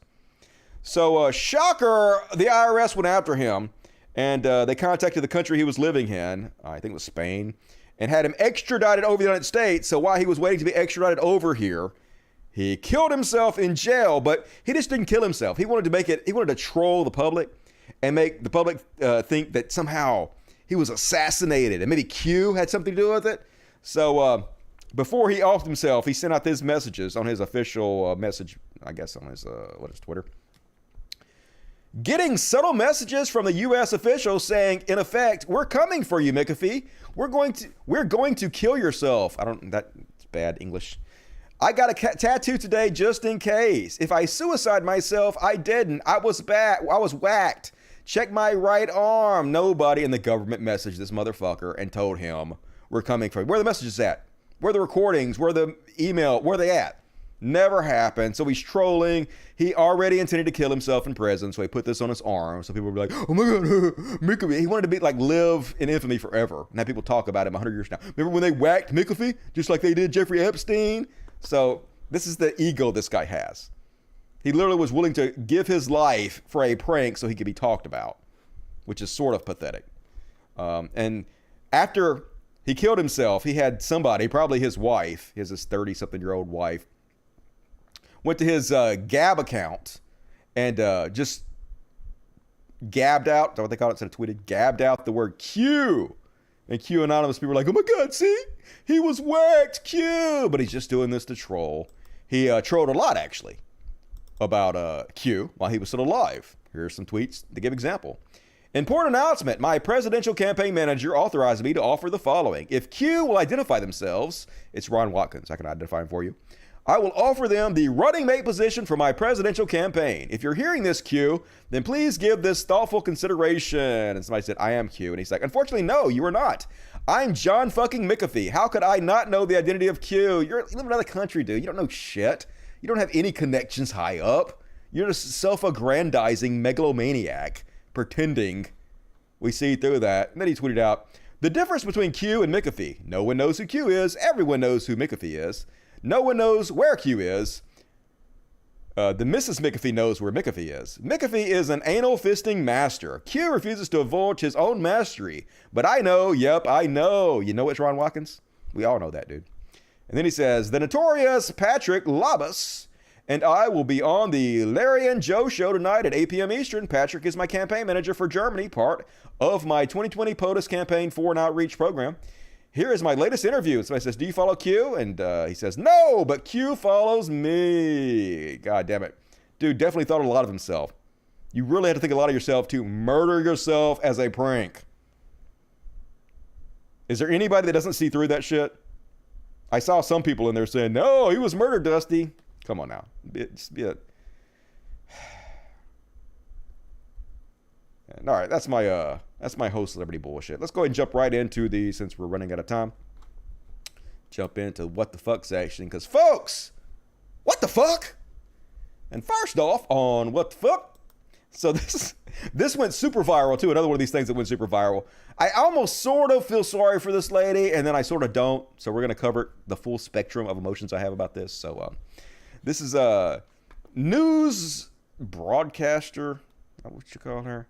Anchor reporter at a KMOV in St. Louis, Paige Hulsey.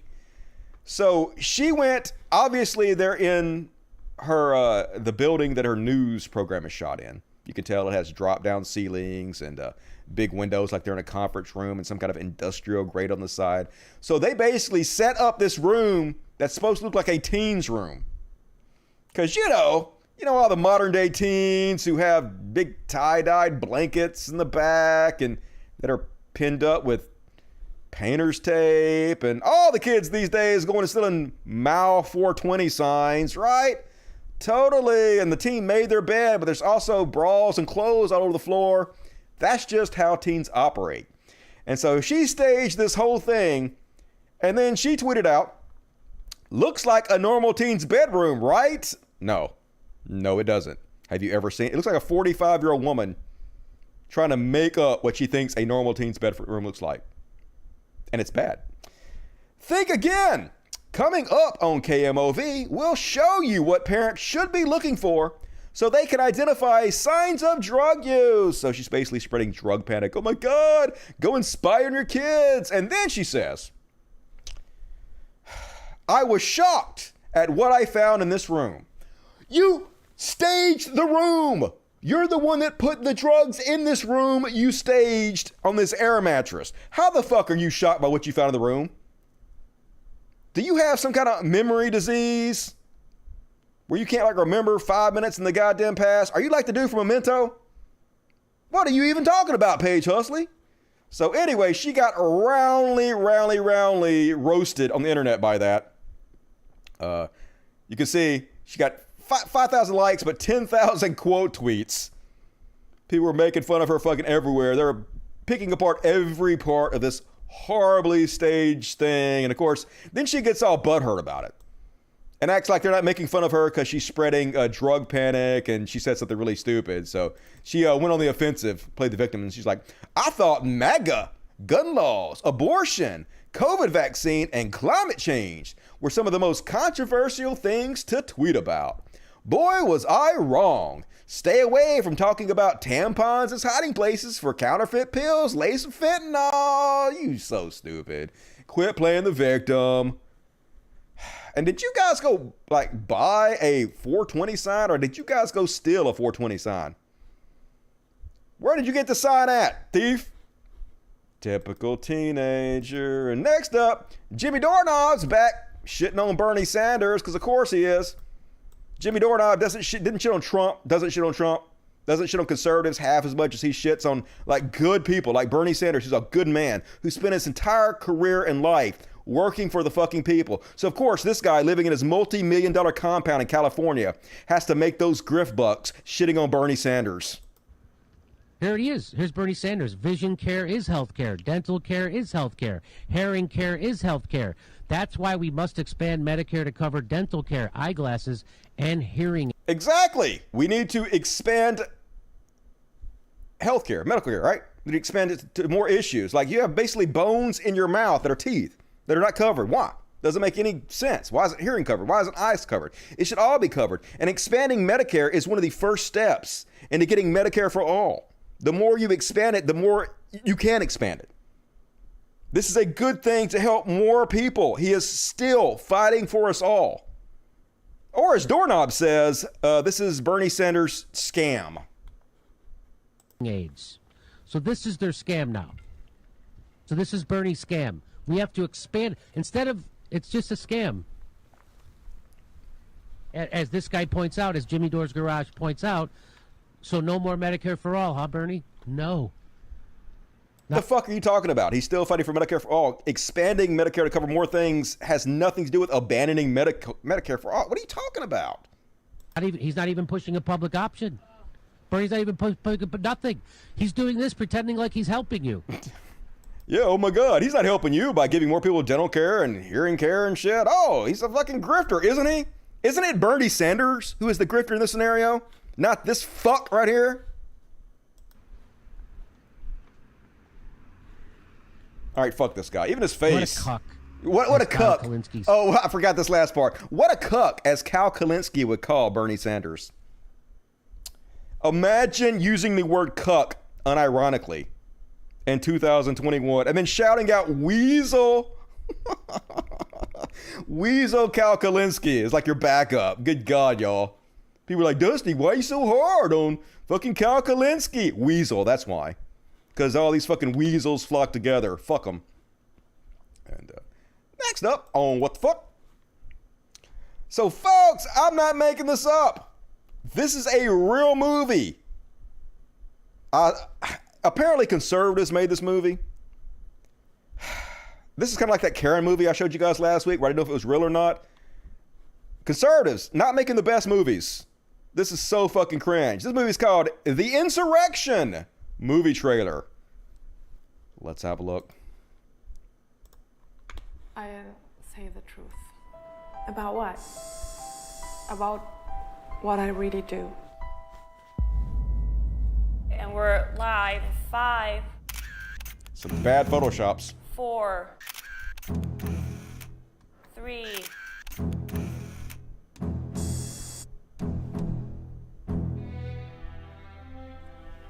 A thought-provoking work of intensity.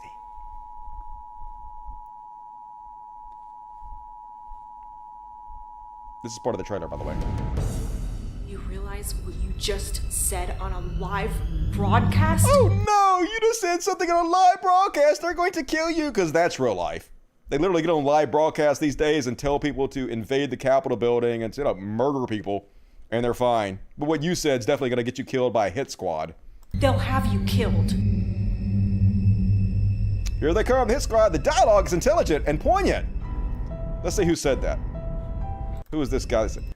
Mike Haberfellner from SearchMyTrash.com. Oh, getting the big support from SearchMyTrash.com. So you know it's going to be good, folks. Huge endorsement there from Search My Trash. I need you to protect me.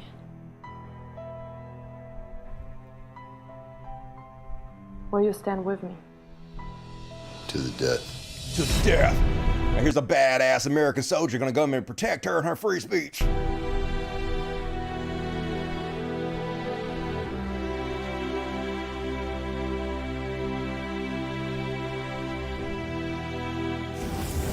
By the time this video goes public, Oh my god! I'll be dead. Good. I'll have been murdered. About We're time. pinned down. You gotta help us.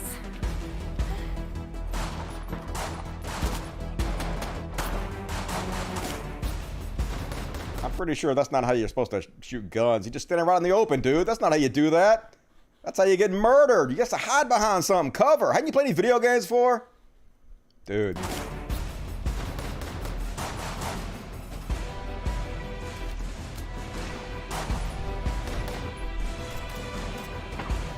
All right, that's enough of that. That movie looks trash. Maybe I'll watch that and we'll do a patrons only special. We can mock the shit out of that. It's pretty funny. And man, these Q people nuts as shit. But here's why this is in the what the fuck section. Because it's like they're almost getting it. And then yet not. Look how close they are. This is one of the biggest QAnon accounts on Telegram. Has 227,000 followers. And they say, if no plan, Trump is doing a tremendous disservice by being coy. Even if Q isn't true, Trump is aware of its existence. If he is leading his people on to believe there is specific hope when there isn't, he's either complicit with a globalist or he's the ultimate egomaniac with zero awareness that his seemingly hidden messages of hope cause great harm to his followers. No. He's totally aware that he doesn't give a shit about you. You got the first part right. He is an egomaniac. He is a megalomaniac, a narcissist that is in it for himself, does not give a fuck about you. He likes the fact that you guys suck his dick and worship him all day, and he'll lead you to believe any lie you have to in order to keep that from happening. That's what he craves. So close, dude. Then he goes on to say, to do so for the sole purpose of building his base out of selfish endeavors would be the actions of a great fool, a narcissist, a sociopath. For he must know the result would be an epic backfire of historic proportions once everything played out. No, you guys won't hold him accountable. You never held him accountable for anything he said that wasn't true. You never held anybody on the right accountable for the shit they lie about. Why would you start now? He will have no repercussions whatsoever because you guys on the right, you don't do that. You literally don't give a shit if somebody lies right to your face. See Tim Pool, the most popular, richest, right-wing vlogger in the goddamn world, wrong about everything. You guys still support the shit out of him. So yeah, nothing will change, but you're almost there. You're almost there. So close. Just not quite. And this one's kind of funny. I put this in the what the fuck section, but this could have been in the heroes section. So apparently a group of shitty ass, snotty-nosed kids, teenagers or some shit, went to a fireworks display in the store and set the whole fireworks display on fire. So this hero, is he gonna stop it? He working there. Hell no, he don't get paid enough to stop that bullshit. He gonna film it and then walk his ass away. Got it filmed, and yep, that's enough work for me today. Walked away from that shit. And I feel you, man. I'm right there with you. It's exactly what I would have done. No what the fuck for you. And oh man, like this is my nightmare scenario. This is what I think about all the time. This is one of the reasons that I haven't started concealed carrying yet. Because it's a really good way to get killed by concealed carrying. The whole good guy with a gun scenario is very likely to get you killed because when you pull out your gun to shoot the bad guy, Nobody around knows that you're not the bad guy. People just see you with the gun, and so another good guy with the gun can kill you. And that's exactly what happened. We had an active shooter in Arvada, Colorado this week. And Johnny Hurley was an armed civilian who shot the attacker and was murdered by the police, who thought he was the bad guy. So yeah, so much for the good guy with a gun theory. Very dangerous. I would only ever pull my gun if it was like life or death. Like if I was in an active shooting thing, I would just run. I'm not going to try to take down maybe I'm a coward, I guess. This guy was probably a hero, gave his life, probably saved people, but he got killed. Because nobody knows, in the fear of the moment, in the terror of the moment, you have a gun, you're the bad guy, they shoot you. That's the way it works. So yeah, police said today that Hurley was accidentally shot by an officer who was confused by multiple shooters. So yeah, maybe I won't conceal carry. Don't know. And I was going to show you guys this, but Coward deleted his own tweet right before my show started. This is Brett Weinstein of the intellectual dark web fame. And him and his brother, and they're on to this, Joe Rogan, but in this tweet, he was tweeting out, oh my God, I've been questioning so many of my friends and family who got the vaccination, and they're all getting sick. It's hurting our society. This is very dangerous. We need to start talking out about how dangerous this vaccine is. They're totally anti-vax now. Who is surprised that the intellectual dark web turned into conservative grifter anti-vaxxers? And of course, cowardly motherfucker, after he took so much shit for it, he deleted it. His anecdotal bullshit. So, yeah. Poofy-headed fuck. And here's this poofy-headed fucking brother, the other half of the grifter Weinstein coin. And they have such delusions of grandeur, these two idiots. They think they're such heroes. Here's Eric Weinstein tweeting. Maybe I'm trying to lead until someone with more courage and executive function and charisma becomes available. Yeah, I'm just trying to lead you guys till somebody better comes along. I'm not in this for myself, but I am the hero that's leading you all. Dude, maybe the private bin is not the public one, and he has courage and decency. Maybe I worry McAfee just got whacked, oh God, and was obsessed with making his killing matter. Just conspiracy theories, lies, anti-vax bullshit. That's what the intellectual dark web has become, and nobody should be shocked. And last up on What the Fuck, didn't this already happen? I feel like I'm in a time loop or something. Wasn't this a story that came out like last year? But this is a brand new story. And lots of media outlets are running this brand new story. So apparently this happened again, or it didn't happen before, and I'm remembering wrong. But apparently Subway's tuna has no tuna DNA in it whatsoever. And I'm going to eat it anyway.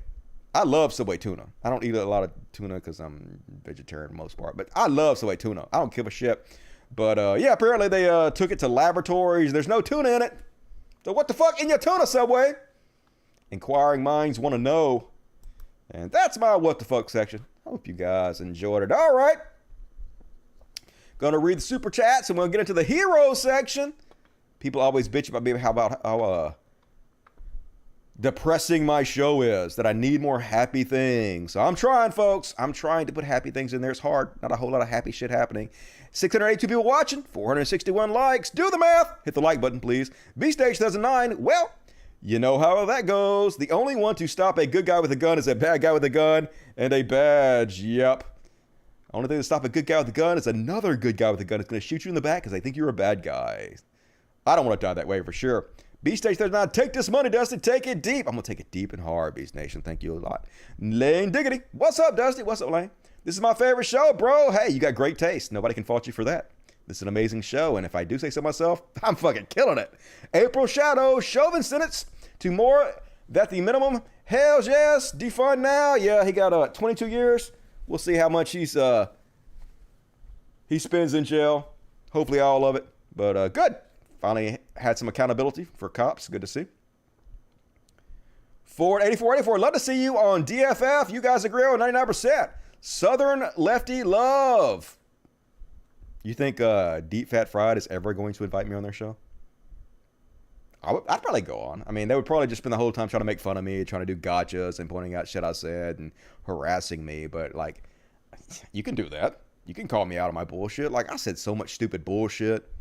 I should be held accountable for it, right? So I'm not afraid to go on any shows. I don't give a fuck. As long as you're not a white supremacist. I don't like I don't platform white supremacists, and I don't go on white supremacist shows, but otherwise, I don't care. All right. That's it.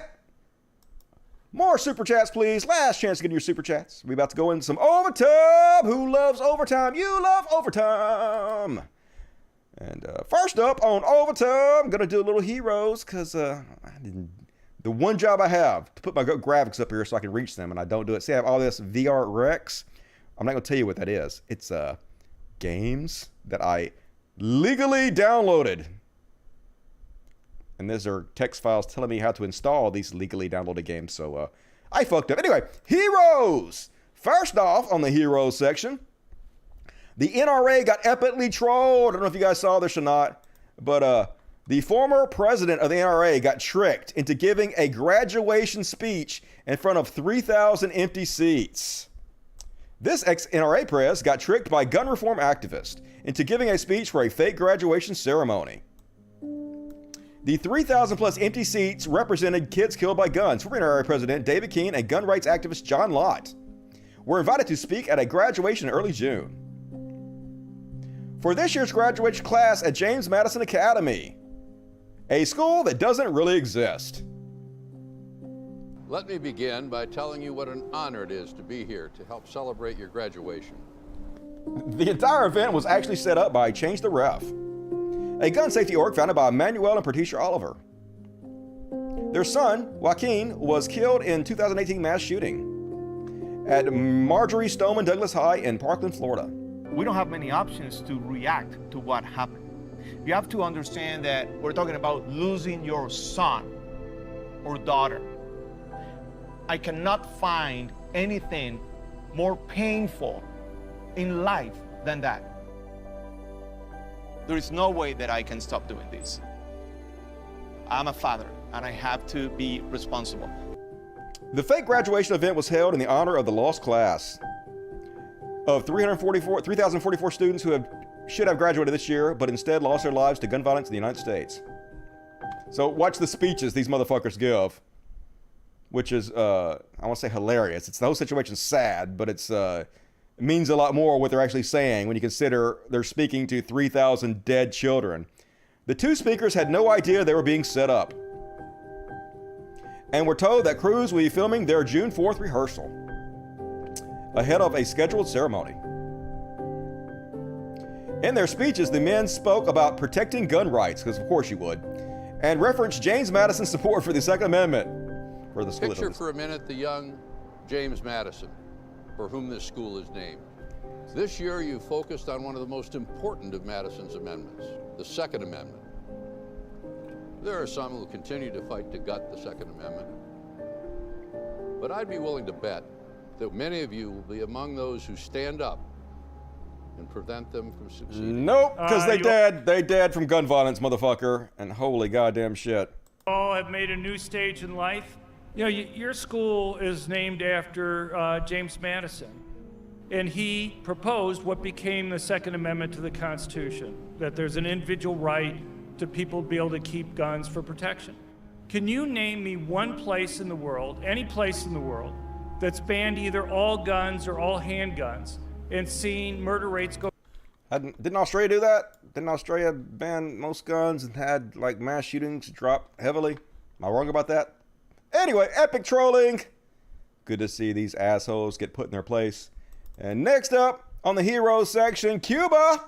A shout out to Cuba. Here's their scientists cheering because they actually created their own vaccine, which is one of the most effective vaccines in the world. And they did it all their own because for some reason, the world's still shitting on Cuba, have embargoes and shit on them where they have to do everything themselves.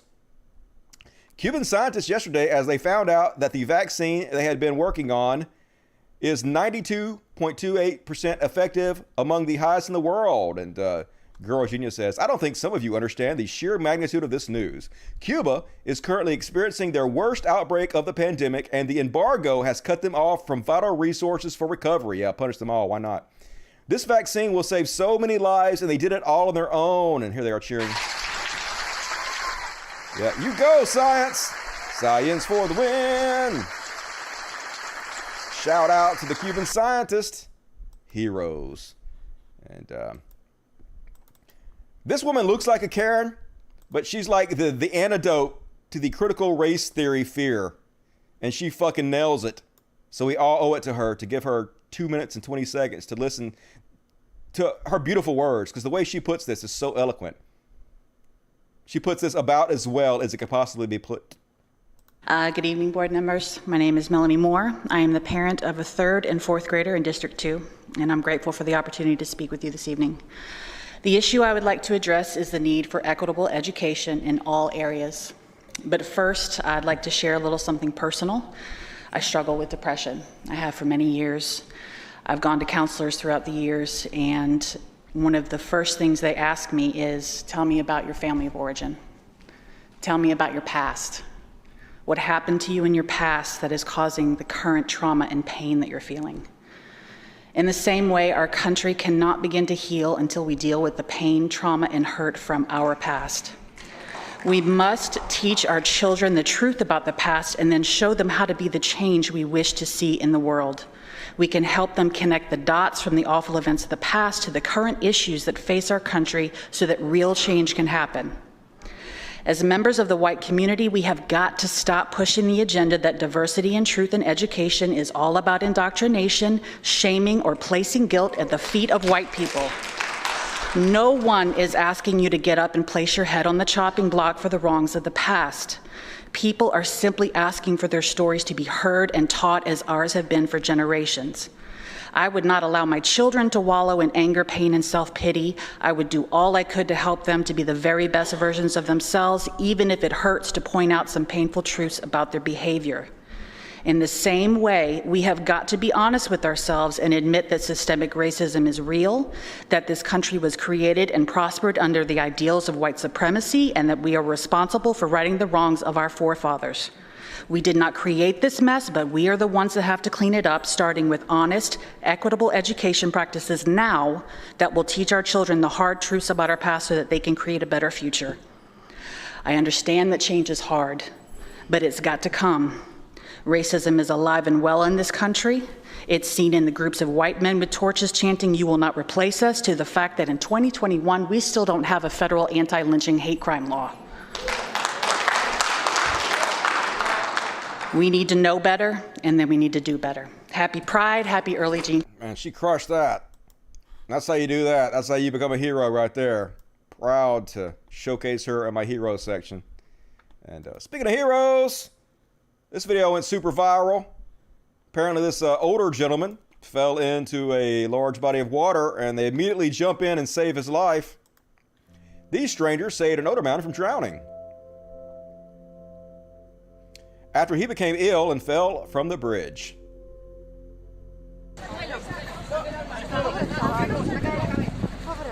Immediately all jumped in. And that's some real hero shit right there. There have been multiple cases of people that just don't think. They immediately see somebody falling in the water like that and they jump in a set and then they die themselves. Like there'd be a waterfall, they go over, they see somebody jump off a bridge and they jump in to save them and they die. You don't even think about it. It's your instinct to jump in, but you're literally putting your life in danger by doing that. So that's some truly, truly heroic shit. Good on you guys. Thank you for restoring my faith in humanity. And last up on the heroes list, I didn't know where to put this, so I put it here, but this next gentleman does the best Jordan Peterson impression I've ever heard. I've heard another one that was really good, but this guy nails it. I wish I could do this. It would be so funny if I could do a Jordan Peterson impression this good, but I can't, so here's this dude. Well, and the first thing that I would say is that's a particularly difficult problem because it totally depends on how you define a donut. You know, it's like if you're really high in trade openness or if you have a proclivity for divergent thinking, then, well, it could be a multitude of different answers. So, you know, what I would recommend is reading the Gulag Archipelago for starters, and then try my future authoring program. It'll sort you out really quick. Nailed it! Jordan Peterson in a nutshell. Gobbledygook. In a Kermit the Frog voice. And that's my hero section. What time is it? We're already 15 minutes past. All right, I'm going to finish it up. I'm going to do a Only in America section, folks, for you guys. So last chance to get your super chat if you want to. If you're able. I didn't load up my graphics, but Only in America is the next section. You can see I wrote it here, so that's good enough. And first off, on my Only in America section, yeah, they're convicting some of the January 6th insurrectionists, and of course, yeah, they're getting probation. Who cares that you try to overthrow our government and install a dictator by threatening violence and scaring our representatives? Who cares if you're literal traitors to the United States? Probation! But hey, if you're a black guy who steals a shirt, 20 years in jail! This is the law and order people for you. Different rules, different set of rules for them than the minorities. And this happened a couple years ago, but they just released the body cam footage, and it's just gone viral this week. Here's a Florida cop abusing a 69-year-old veteran. You can't reform this, folks. They were I don't know if they were the bullies in schools, the kids are bullies in schools, both. But now they have the power, and they want to abuse their power. They want to feel like big men. We're the God man. You can't talk back to the God man. Lower your voice or you're going to jail. Listen to this guy, okay? Do you believe in me? A body cam caught this cop bullying a senior citizen. Sit down. Sit down. Do you understand that? When I tell you to do something, you do it. Yeah, is that right? Okay. You're on a power trip? Is that what it is? No. Yes. Okay. I need you to listen. That's what's up. Officer Johan Morluro, then 32, made this offer last in 2017. Talking to this guy I just met, and all of a sudden you're pushing me down and being real physical with Yeah, me. you know why? I don't understand. No. Yeah, we know why. Because you got all C's in high school? Lower your voice. Really? Okay? Do I have to do Yes, I'm telling you the voice. Lower your voice. I'm a God man. You have to speak to me in a really quiet tone or I'm going to arrest you. I'm going to abuse my power. I have a 1-inch penis. Okay, listen to me. I'm going to tell you one more time. I'm going to tell you one more time or you're going to go to jail. Is that right? Lower your voice or you're going to jail. This is 9-year-old Alan. You have ID on you, sir. Yes, sir. I sure do. Anyway, total fucking power trip. American cops defund the police. ACAB. As always, I didn't see anybody become a Dust Buddy tonight, but if you want to become a Dust Buddy, you get customized emojis to spam the chat with, such as ACAB, and you can become one of the cool kids. It's $2.99 a month, so support the Cult of Dusty. And people let me know that my patron-only videos are not being seen by the Dust Buddies. Apparently, they're not automatically showing up on my channel. I have to make a special post for, this is so stupid, YouTube needs to fix this. I have to make a special private post for the Dust Buddies specifically that has the links to the videos in it. I'm going to do that for the next Patreon-only show. I'm going to list all the former videos on there so you can get them all. I'm sorry, I didn't know that YouTube was so stupid, but I'll take care of that. And next up on What the Fuck? Oh yeah, this is the one I was talking about before. This is the guy that was shot. I'll skip that one. But the good guy that was shot by the cop when he was trying to stop the bad guy, because that was scary. And on my last show, one of the heroes I covered was, I don't even remember his name now, but Carl Nassib. He was the first openly gay NFL player. And a lot of people were like, Dusty, he wasn't the first openly gay NFL player. There was another guy, Michael Sam, in 2014 who came out.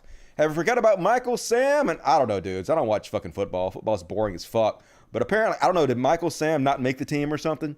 I think the Carl Nassib is the first active openly gay NFL player. But I think maybe, I'm not, like I said, I don't watch football. I think Michael Sam did make the team partially because he was gay. But this is only like 5 or 7 years ago. I can math. It was only 7 years ago. And this is how the news was reporting Michael Sam being the first gay NFL player. And holy shit, man. This is depressing.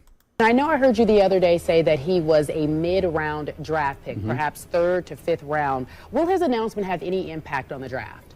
The only thing I would say to add to the equation in terms of the evaluation process is a new word, distraction. Dungy told the Tampa Tribune that he wouldn't have taken Michael Sam. He actually said, not because I don't believe Michael Sam should have a chance to play, but because I wouldn't want to deal with all of it. I'm going to repeat my position. This is exactly why more people in the NFL don't come out as gay.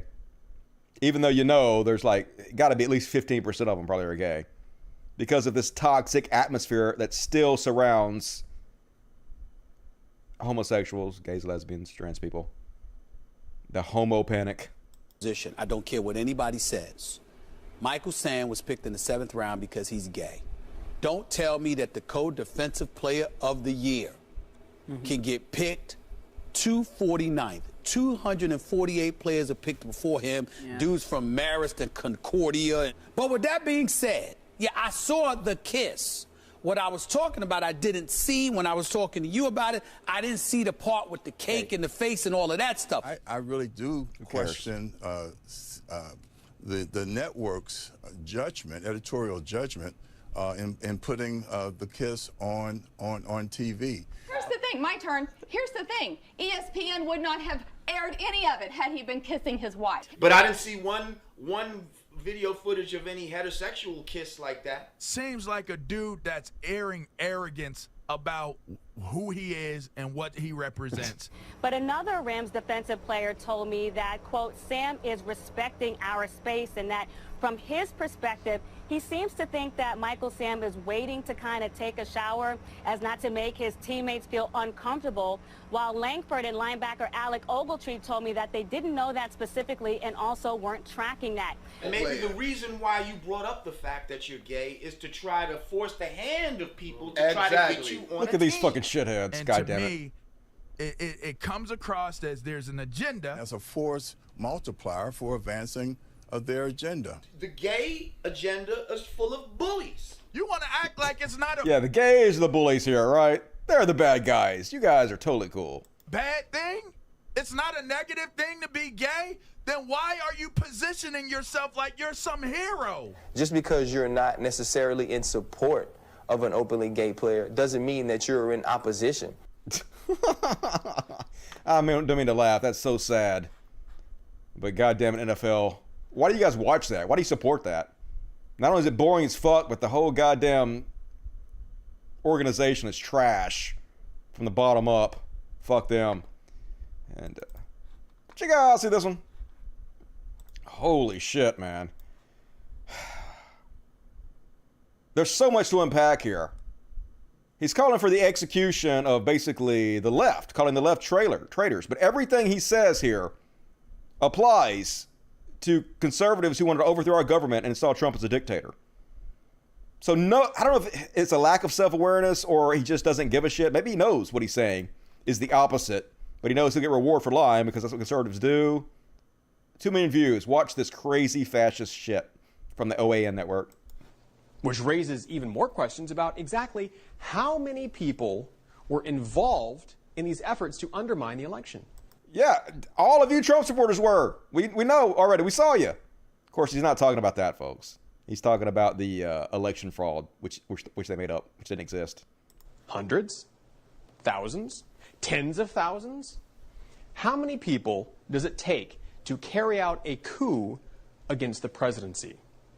And when all the dust settles from the audit in Arizona and the potential audits in Georgia, Michigan, Pennsylvania, Nevada, and Wisconsin, what happens to all these people who are responsible for overthrowing the election? They get probation. We already saw that's what happened, right? They get a slap on the wrist because you guys don't actually hold real traitors to account for anything. You don't hold conservatives to account for literally anything. You never have to take responsibility. What are the consequences for traitors who meddled with our sacred democratic process and tried to steal power by taking away the voices of the American people? Literally what you guys did. You're describing yourself to a fucking T. How can he not know this?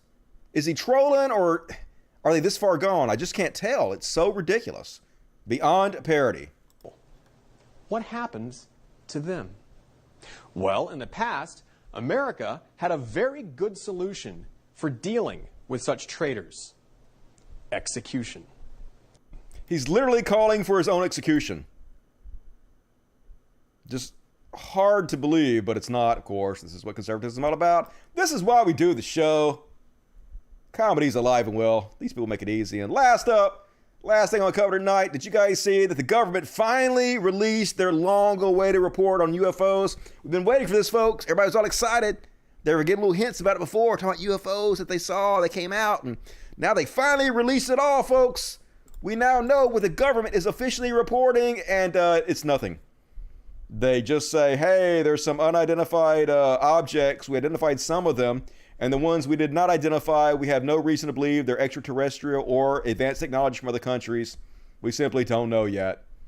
And that was it. So, wet fart. Who had wet fart on the bingo card? I did. I knew it was going to be nothing. I was not excited. Like the government's going to come out and say, yeah, here's an alien. Here's Bob the alien.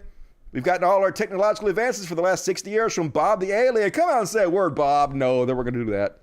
Obviously. So much ado about nothing. Who's surprised? Only in America. And that's it, folks. That's my fucking show. Let's read the super chats. Hope you guys enjoyed it. Overtime money, $14.99. Thank you. Appreciate it, Celestial Angel. Good to see you tonight.